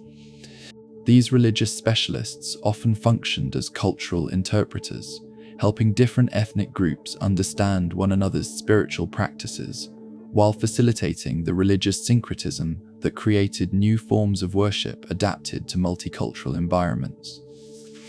The portable nature of Phoenician religious practices reflected the mobile character of their civilization, creating spiritual systems that could function effectively whether practitioners were residing in established communities or traveling across vast distances to unfamiliar territories. Phoenician merchants carried small religious objects that allowed them to maintain spiritual connections with their homeland, while adapting to local religious customs that might be necessary for successful commercial relationships. This religious flexibility proved essential for maintaining cultural identity across the vast geographic distances that separated Phoenician communities, while enabling the cultural adaptation that made peaceful coexistence with diverse indigenous populations possible. Phoenician religious practices provided frameworks for understanding local deities and spiritual traditions without abandoning core beliefs and values that defined their civilization's distinctive character.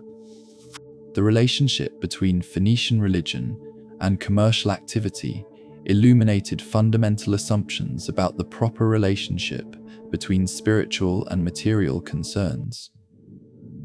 Unlike religious traditions that viewed commercial activity as spiritually corrupting or morally questionable, Phoenician religious practices celebrated successful trade as evidence of divine favor, while acknowledging that material prosperity without spiritual grounding was ultimately unsatisfying and potentially dangerous.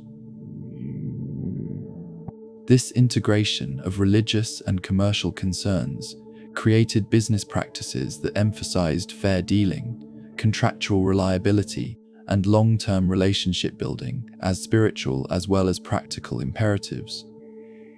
Phoenician merchants who cheated customers or broke agreements were understood to be inviting divine punishment that might manifest through commercial failure, personal misfortune, or broader community disasters that affected everyone connected to their activities. The mystery religions that developed within Phoenician communities addressed spiritual needs that transcended immediate practical concerns, offering initiates access to sacred knowledge and transformative experiences that provided meaning and purpose beyond material success. These religious traditions which influenced similar developments throughout the Mediterranean world, demonstrated that Phoenician culture could produce profound spiritual insights as well as commercial innovations. The seasonal festivals that marked important transitions in the agricultural and commercial calendar created community celebrations that reinforced social bonds while acknowledging the dependence of human prosperity upon natural cycles that remained beyond human control. These celebrations combined religious devotion with social entertainment, commercial opportunity with spiritual reflection, creating comprehensive community experiences that addressed multiple human needs simultaneously. The legacy of Phoenician religious practices extended far beyond their immediate historical context, influencing the development of Mediterranean spirituality in ways that continued long after Phoenician political power had declined. Their approaches to religious syncretism, their integration of spiritual and commercial concerns, and their development of portable religious practices that could function across cultural boundaries, provided models that influenced subsequent religious developments throughout the ancient world. The archaeological remains of Phoenician temples and religious objects continue to provide insights into ancient spiritual life, while raising questions about the relationship between religious practice and cultural identity that remain relevant to contemporary discussions about spirituality, community, and the proper relationship between material and spiritual concerns in human life. As the purple sails of Phoenician merchants continued to crest Mediterranean waves in the centuries following their greatest expansion, subtle changes in the political and cultural landscape began to challenge assumptions that had sustained their civilization for nearly a millennium. The very success that had elevated Phoenician cities to unprecedented prosperity also created new responsibilities and vulnerabilities that tested every aspect of their inherited wisdom, while the emergence of powerful competitors with fundamentally different approaches to expansion and governance gradually altered the strategic environment in ways that demanded responses for which their traditional diplomatic and commercial solutions proved increasingly inadequate. The rise of Greek city-states represented perhaps the most significant long-term challenge to Phoenician dominance of Mediterranean trade networks. Greek colonization, unlike the Phoenician model that emphasized commercial relationships and cultural adaptation, typically involved the establishment of agricultural settlements that could achieve economic self-sufficiency while maintaining strong cultural and political connections to their founding cities. These Greek colonies, scattered throughout the Mediterranean basin, began to develop their own commercial capabilities that competed directly with established Phoenician trading relationships. The contrast between Greek and Phoenician approaches to colonization created inevitable tensions that went beyond simple commercial competition to encompass fundamentally different visions of how human societies should organize themselves across cultural and geographic boundaries. Greek colonists typically attempted to recreate the social structures and cultural practices of their homeland in new environments, maintaining relatively homogeneous communities that preserved Hellenic traditions while adapting to local conditions primarily through technological and economic innovations rather than cultural synthesis. This Greek model offered certain advantages that Phoenician flexibility could not easily match. Greek colonies could mobilize unified military forces more effectively than the multicultural Phoenician settlements, whose diverse populations sometimes had conflicting interests and loyalties.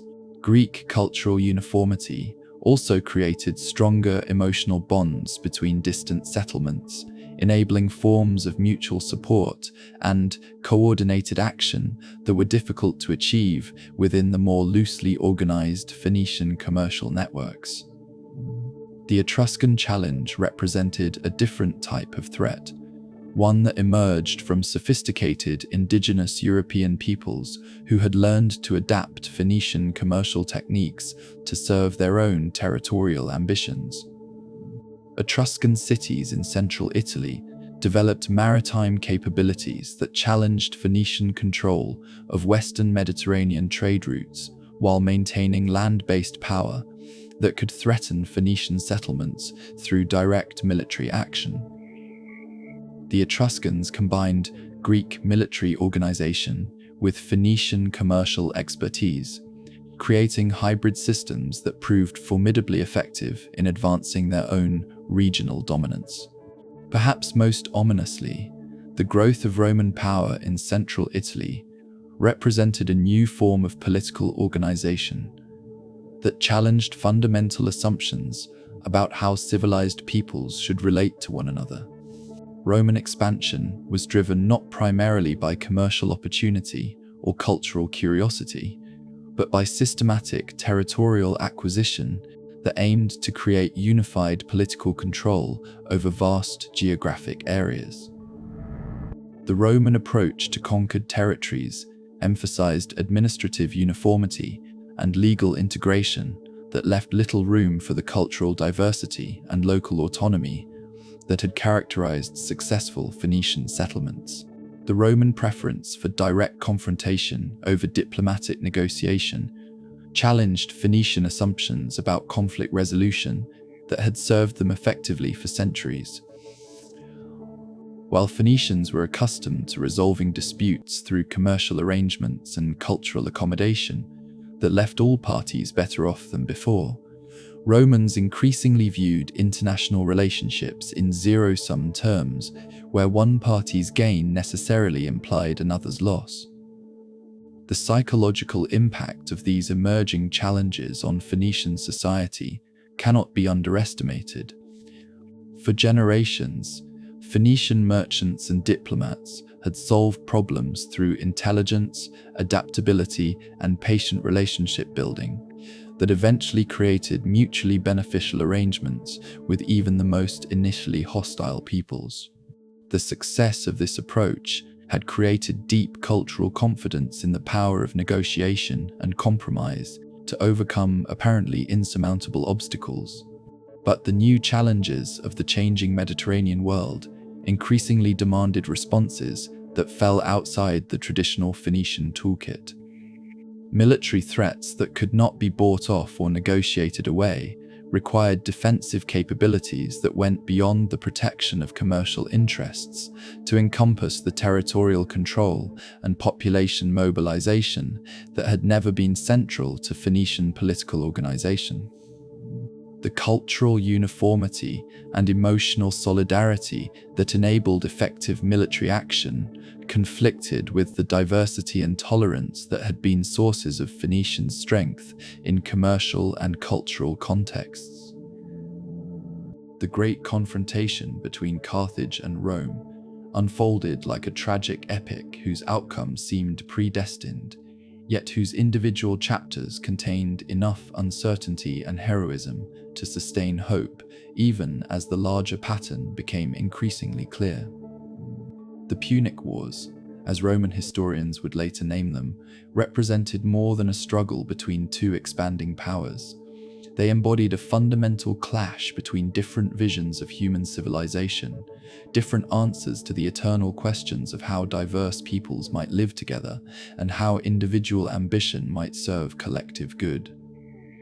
The first stirrings of this conflict emerged not from grand strategic planning, but from local disputes in Sicily, where Carthaginian and Roman interests intersected in ways that made peaceful resolution increasingly difficult.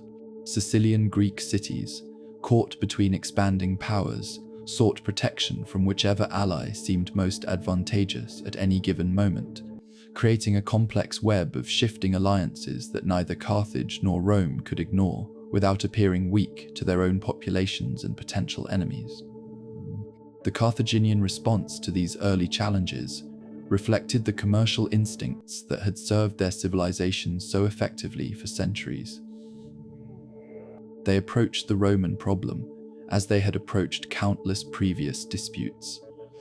through negotiation, alliance building, and the patient construction of mutually beneficial arrangements that would satisfy Roman ambitions while preserving Carthaginian interests.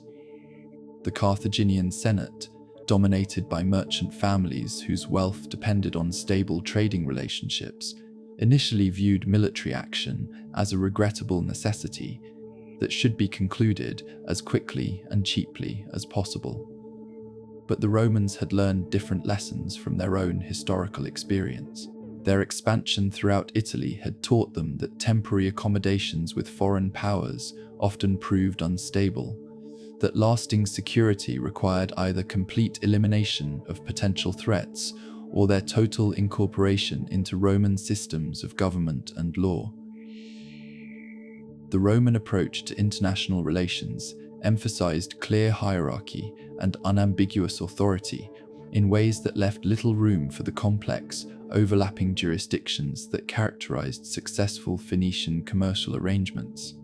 The personality of Hamilcar Barca emerged from this context as a figure who embodied both the traditional Phoenician genius for strategic thinking and a new understanding of the military realities that his civilization would have to master to survive.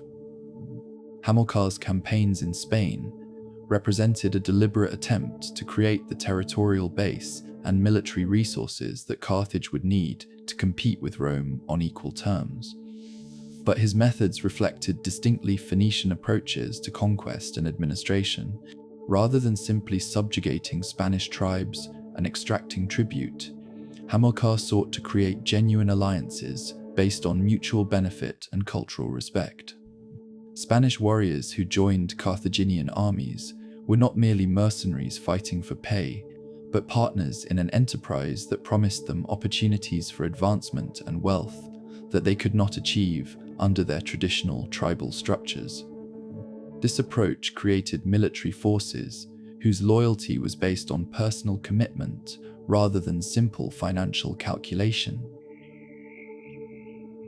The education that Hamilcar provided for his son Hannibal reflected both traditional Phoenician values and a realistic assessment of the challenges that the next generation would face. Hannibal learned to speak multiple languages fluently, to understand the cultural nuances that motivated different peoples, and to appreciate the strategic importance of building coalitions that could unite diverse groups against common enemies. But he also received intensive military training that prepared him for forms of warfare that had never been central to Phoenician experience. Hannibal's famous crossing of the Alps represented more than a brilliant tactical maneuver. It embodied the Phoenician genius for finding unexpected solutions to apparently impossible problems while demonstrating the kind of personal courage and strategic vision that could inspire followers to attempt achievements that seemed beyond human capability. The image of war elephants struggling through mountain passes became symbolic of Carthaginian determination to match Roman territorial power with Phoenician intelligence and adaptability. The early victories that Hannibal achieved in Italy, at Trebia, at Lake Trasimene, and most spectacularly at Cannae, revealed both the potential effectiveness of Carthaginian military innovation and the ultimate limitations of strategies that depended primarily on battlefield success rather than systematic territorial control. Hannibal's tactical genius enabled him to defeat larger Roman armies repeatedly, but these victories could not compensate for Rome's superior ability to replace losses and maintain political unity under pressure. The psychological impact of Hannibal's presence in Italy created unprecedented challenges for Roman leadership, while revealing the fundamental strengths of Roman political organization. Roman citizens endured military disasters that would have destroyed most ancient governments. But their commitment to collective resistance never wavered because their political system had successfully integrated diverse Italian peoples into a unified structure that made Roman success synonymous with their own welfare. Carthaginian political organization, by contrast, had been designed for commercial rather than military purposes, creating systems that worked effectively during peacetime prosperity, but proved inadequate for the sustained mobilization that extended warfare required. The Carthaginian Senate's reluctance to commit resources fully to military campaigns reflected not cowardice or short-sightedness, but realistic assessment of their society's capabilities and limitations.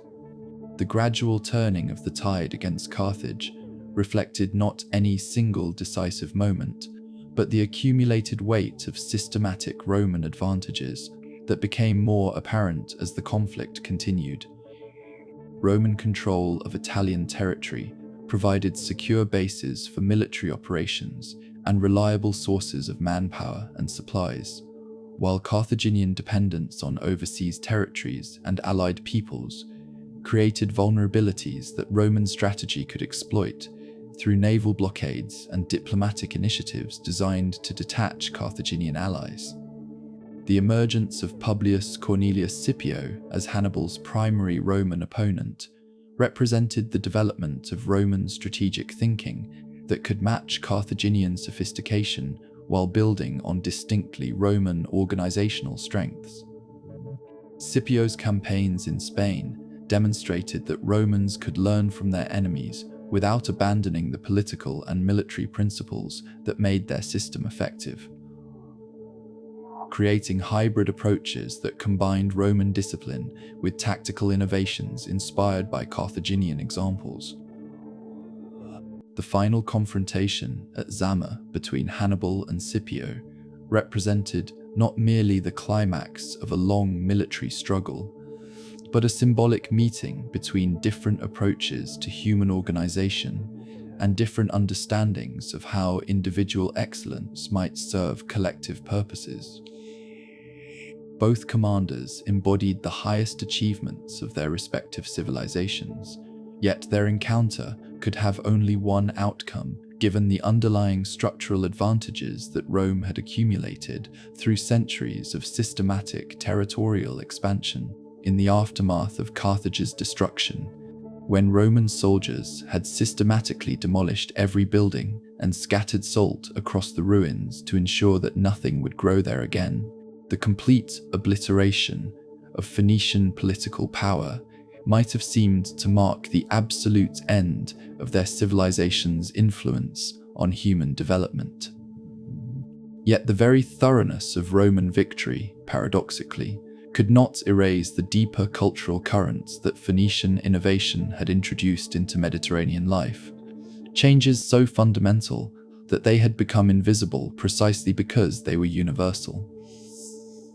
The alphabet that Phoenician merchants had refined from earlier writing systems continued its quiet revolution through Roman hands, carrying with it not merely the technical ability to record transactions and preserve laws, but a democratizing potential that would eventually transform human consciousness itself. Roman scribes who adapted Phoenician letters to Latin sounds remained unaware that they were perpetuating innovations that had originated in the counting houses of ancient Tyre. Yet their work ensured that this most practical of Phoenician gifts would survive every subsequent transformation of Mediterranean civilization.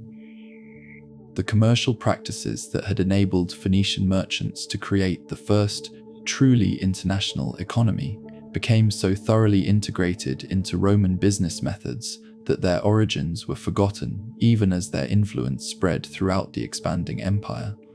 Banking systems that allowed merchants to transfer funds across vast distances without physically moving precious metals, insurance arrangements that distributed the risks of maritime commerce among multiple investors, and standardized weights and measures that facilitated trade between diverse peoples. All these innovations survived the political destruction of their creators because they solved practical problems that remained as pressing under Roman rule as they had been during the height of Phoenician prosperity. In workshops scattered across the former Phoenician trading network, master craftsmen continued teaching techniques that had been developed in Tyrian and Sidonian guilds centuries earlier. The particular combination of Egyptian motifs with Mesopotamian symbols that had characterized Phoenician decorative arts persisted in local variations that preserved ancient aesthetic sensibilities while adapting to changing tastes and available materials. Ivory carvers in Rome itself unknowingly perpetuated methods that their teachers had learned from Phoenician masters, creating objects whose beauty testified to cultural continuities that transcended political boundaries. The urban planning principles that had made Phoenician cities models of efficiency and prosperity influenced the development of Roman municipal organization in ways that contemporary observers rarely recognized, but that modern archaeologists can trace through careful examination of street layouts, harbor designs, and public spaces. The Phoenician understanding of how commercial and residential areas should relate to one another, how public buildings could serve both practical and symbolic functions, and how urban growth could be managed to preserve both functionality and beauty, became part of a common Mediterranean vocabulary of civic design. Perhaps most subtly, but most importantly, the Phoenician approach to cultural diversity and religious tolerance had created habits of thought and social arrangements that proved impossible to eliminate entirely, even under Roman systems that emphasized uniformity and hierarchy.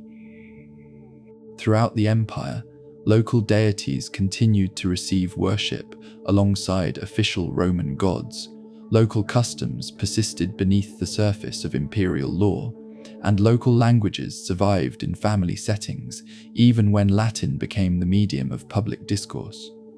The trading communities that had formed around Phoenician commercial networks maintained their cosmopolitan character long after political control had passed to Roman governors.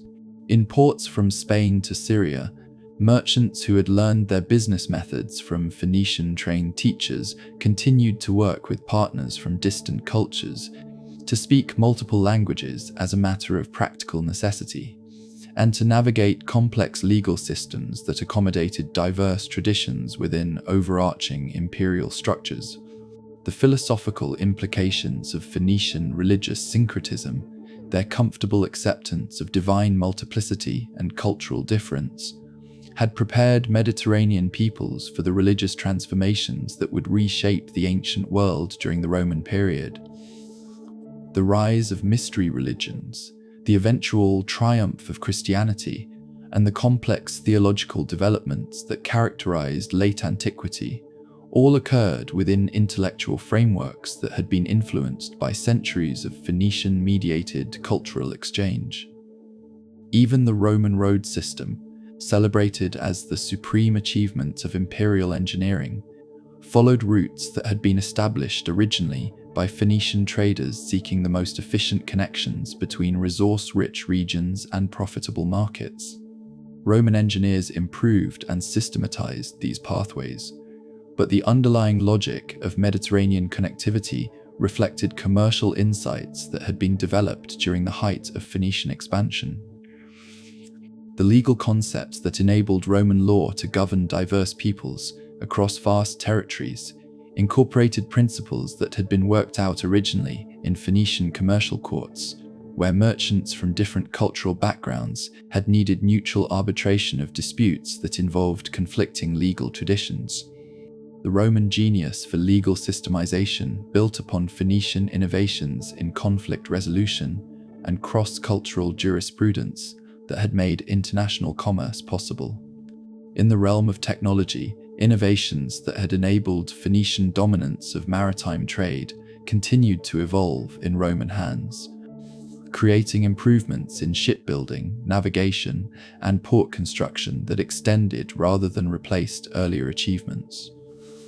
Roman naval architects who designed the warships that controlled Mediterranean sea lanes incorporated design principles that had been developed originally for merchant vessels carrying luxury goods across dangerous waters. The agricultural techniques that had sustained Phoenician settlements in diverse environmental conditions provided models for Roman colonial development that enabled the empire to extend its territorial control into regions that might otherwise have remained marginal to Mediterranean civilization. Phoenician experience in adapting Mediterranean crops to Atlantic climates, in managing water resources in arid regions, and in integrating pastoral and agricultural land use informed Roman agricultural policies throughout the empire. The educational practices that had prepared young Phoenicians for careers in international commerce created intellectual habits that persisted in Roman schools and academies, where students continued to learn multiple languages, to study diverse cultural traditions, and to develop the analytical skills necessary for success in complex political and economic environments. The Roman emphasis on practical rhetoric and legal reasoning built upon educational foundations that had been established originally to serve commercial rather than political purposes. Most poignantly, the Phoenician memory of their own origins as a small people who had achieved greatness through intelligence and determination rather than military conquest provided inspiration for subject peoples throughout the Roman Empire who sought to preserve their own cultural identities while adapting to imperial realities. The story of Phoenician achievement offered proof that political subjugation need not mean cultural extinction, that human creativity could find expression even under foreign rule.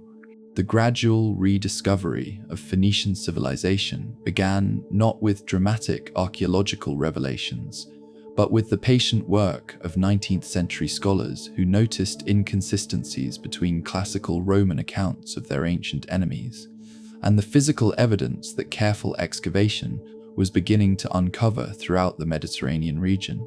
These early investigators, working with primitive tools and limited understanding of stratigraphic dating, nevertheless began to piece together evidence that suggested a far more sophisticated and influential civilization than the Roman sources had acknowledged.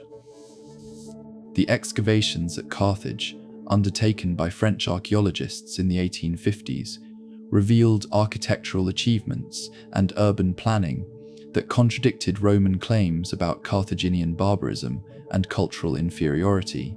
The discovery of elaborate harbor installations, sophisticated water management systems, and residential districts that displayed remarkable attention to both functionality and aesthetic appeal, forced scholars to reconsider assumptions about ancient North African civilization that had persisted for nearly 2 millennia.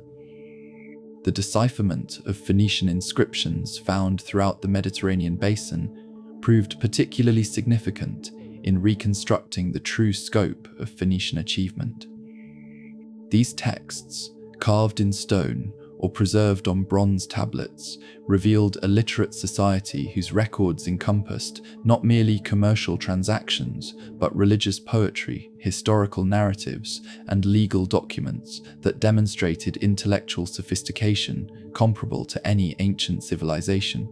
The systematic exploration of Phoenician sites in Lebanon during the early 20th century provided crucial evidence about the homeland origins of this remarkable civilization. Excavations at Tyre, Sidon, and Byblos uncovered stratified deposits that allowed archaeologists to trace the development of Phoenician culture from its earliest manifestations through its periods of greatest expansion and influence. These discoveries revealed technological innovations, artistic achievements, and urban developments that had been completely unknown to classical scholars. The underwater archaeology that became possible with the development of scuba diving equipment in the mid-20th century opened entirely new dimensions of Phoenician studies by enabling systematic exploration of ancient harbors and shipwrecks that had been inaccessible to earlier investigators. These submerged sites preserved organic materials and provided direct evidence of ancient shipbuilding techniques, navigation methods, and commercial practices that could not be reconstructed from land-based archaeological evidence alone. The discovery of Phoenician metallurgical sites in Spain and other Western Mediterranean locations revealed the true extent of their technological expertise and the sophisticated understanding of mineral resources that had enabled their commercial success.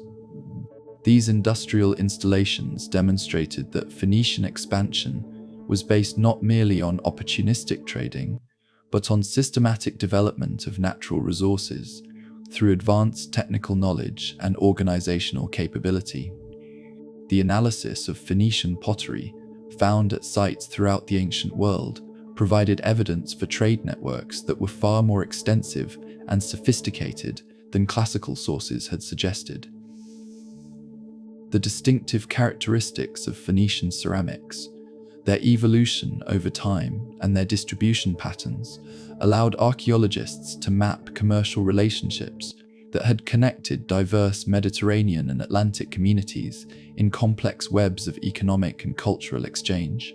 The study of Phoenician religious practices, based on archaeological evidence from temples and burial sites, revealed spiritual traditions that were far more complex and philosophically sophisticated than the simplified accounts preserved in classical literature.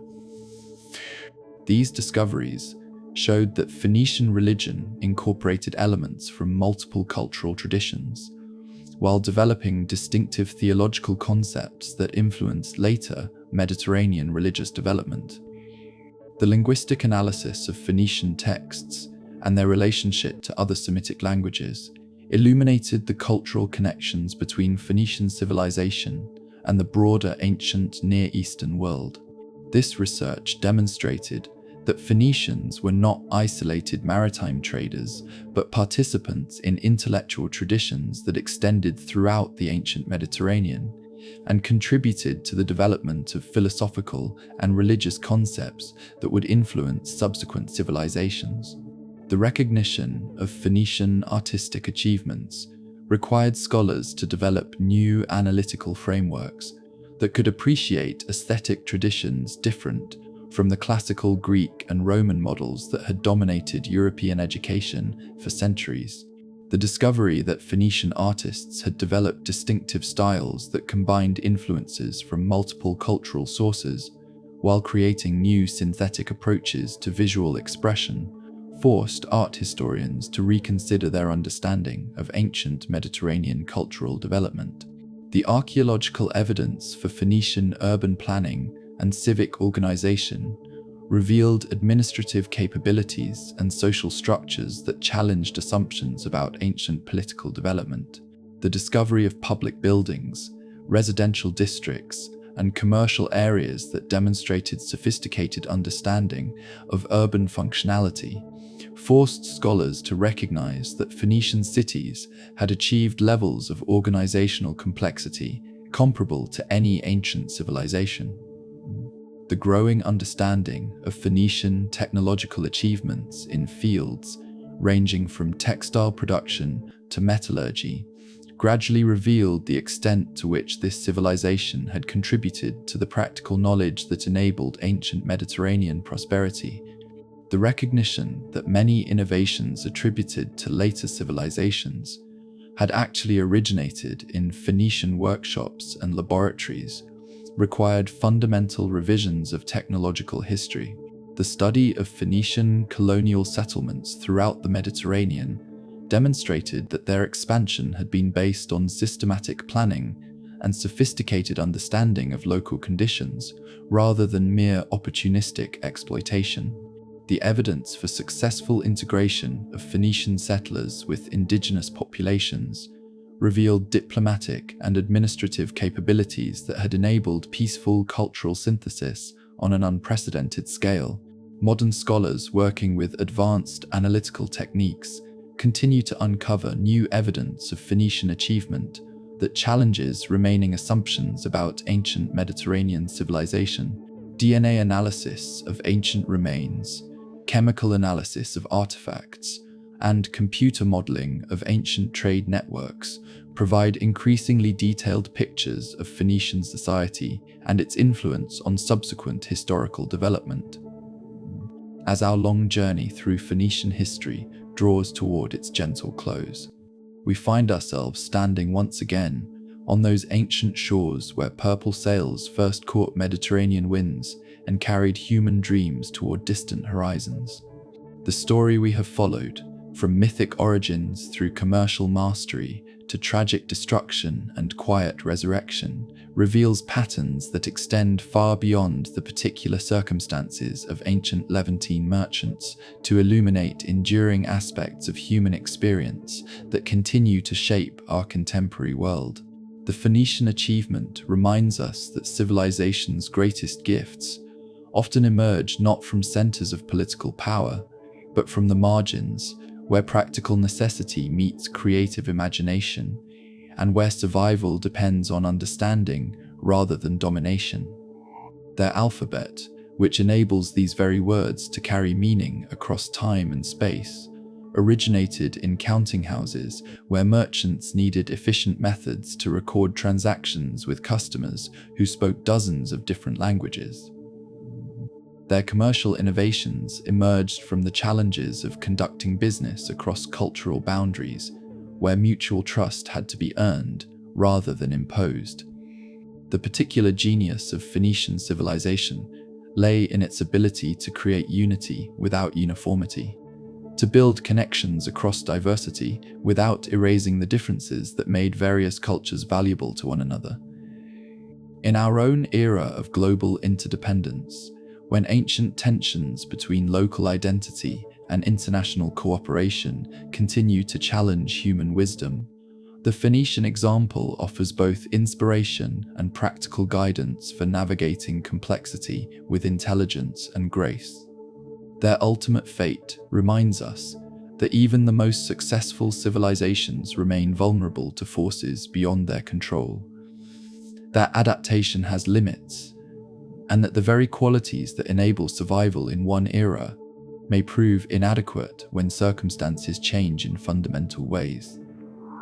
Yet their enduring influence demonstrates that cultural achievements possess a strange immortality, that human innovations continue to serve purposes their creators never imagined long after the societies that produced them have vanished from political maps.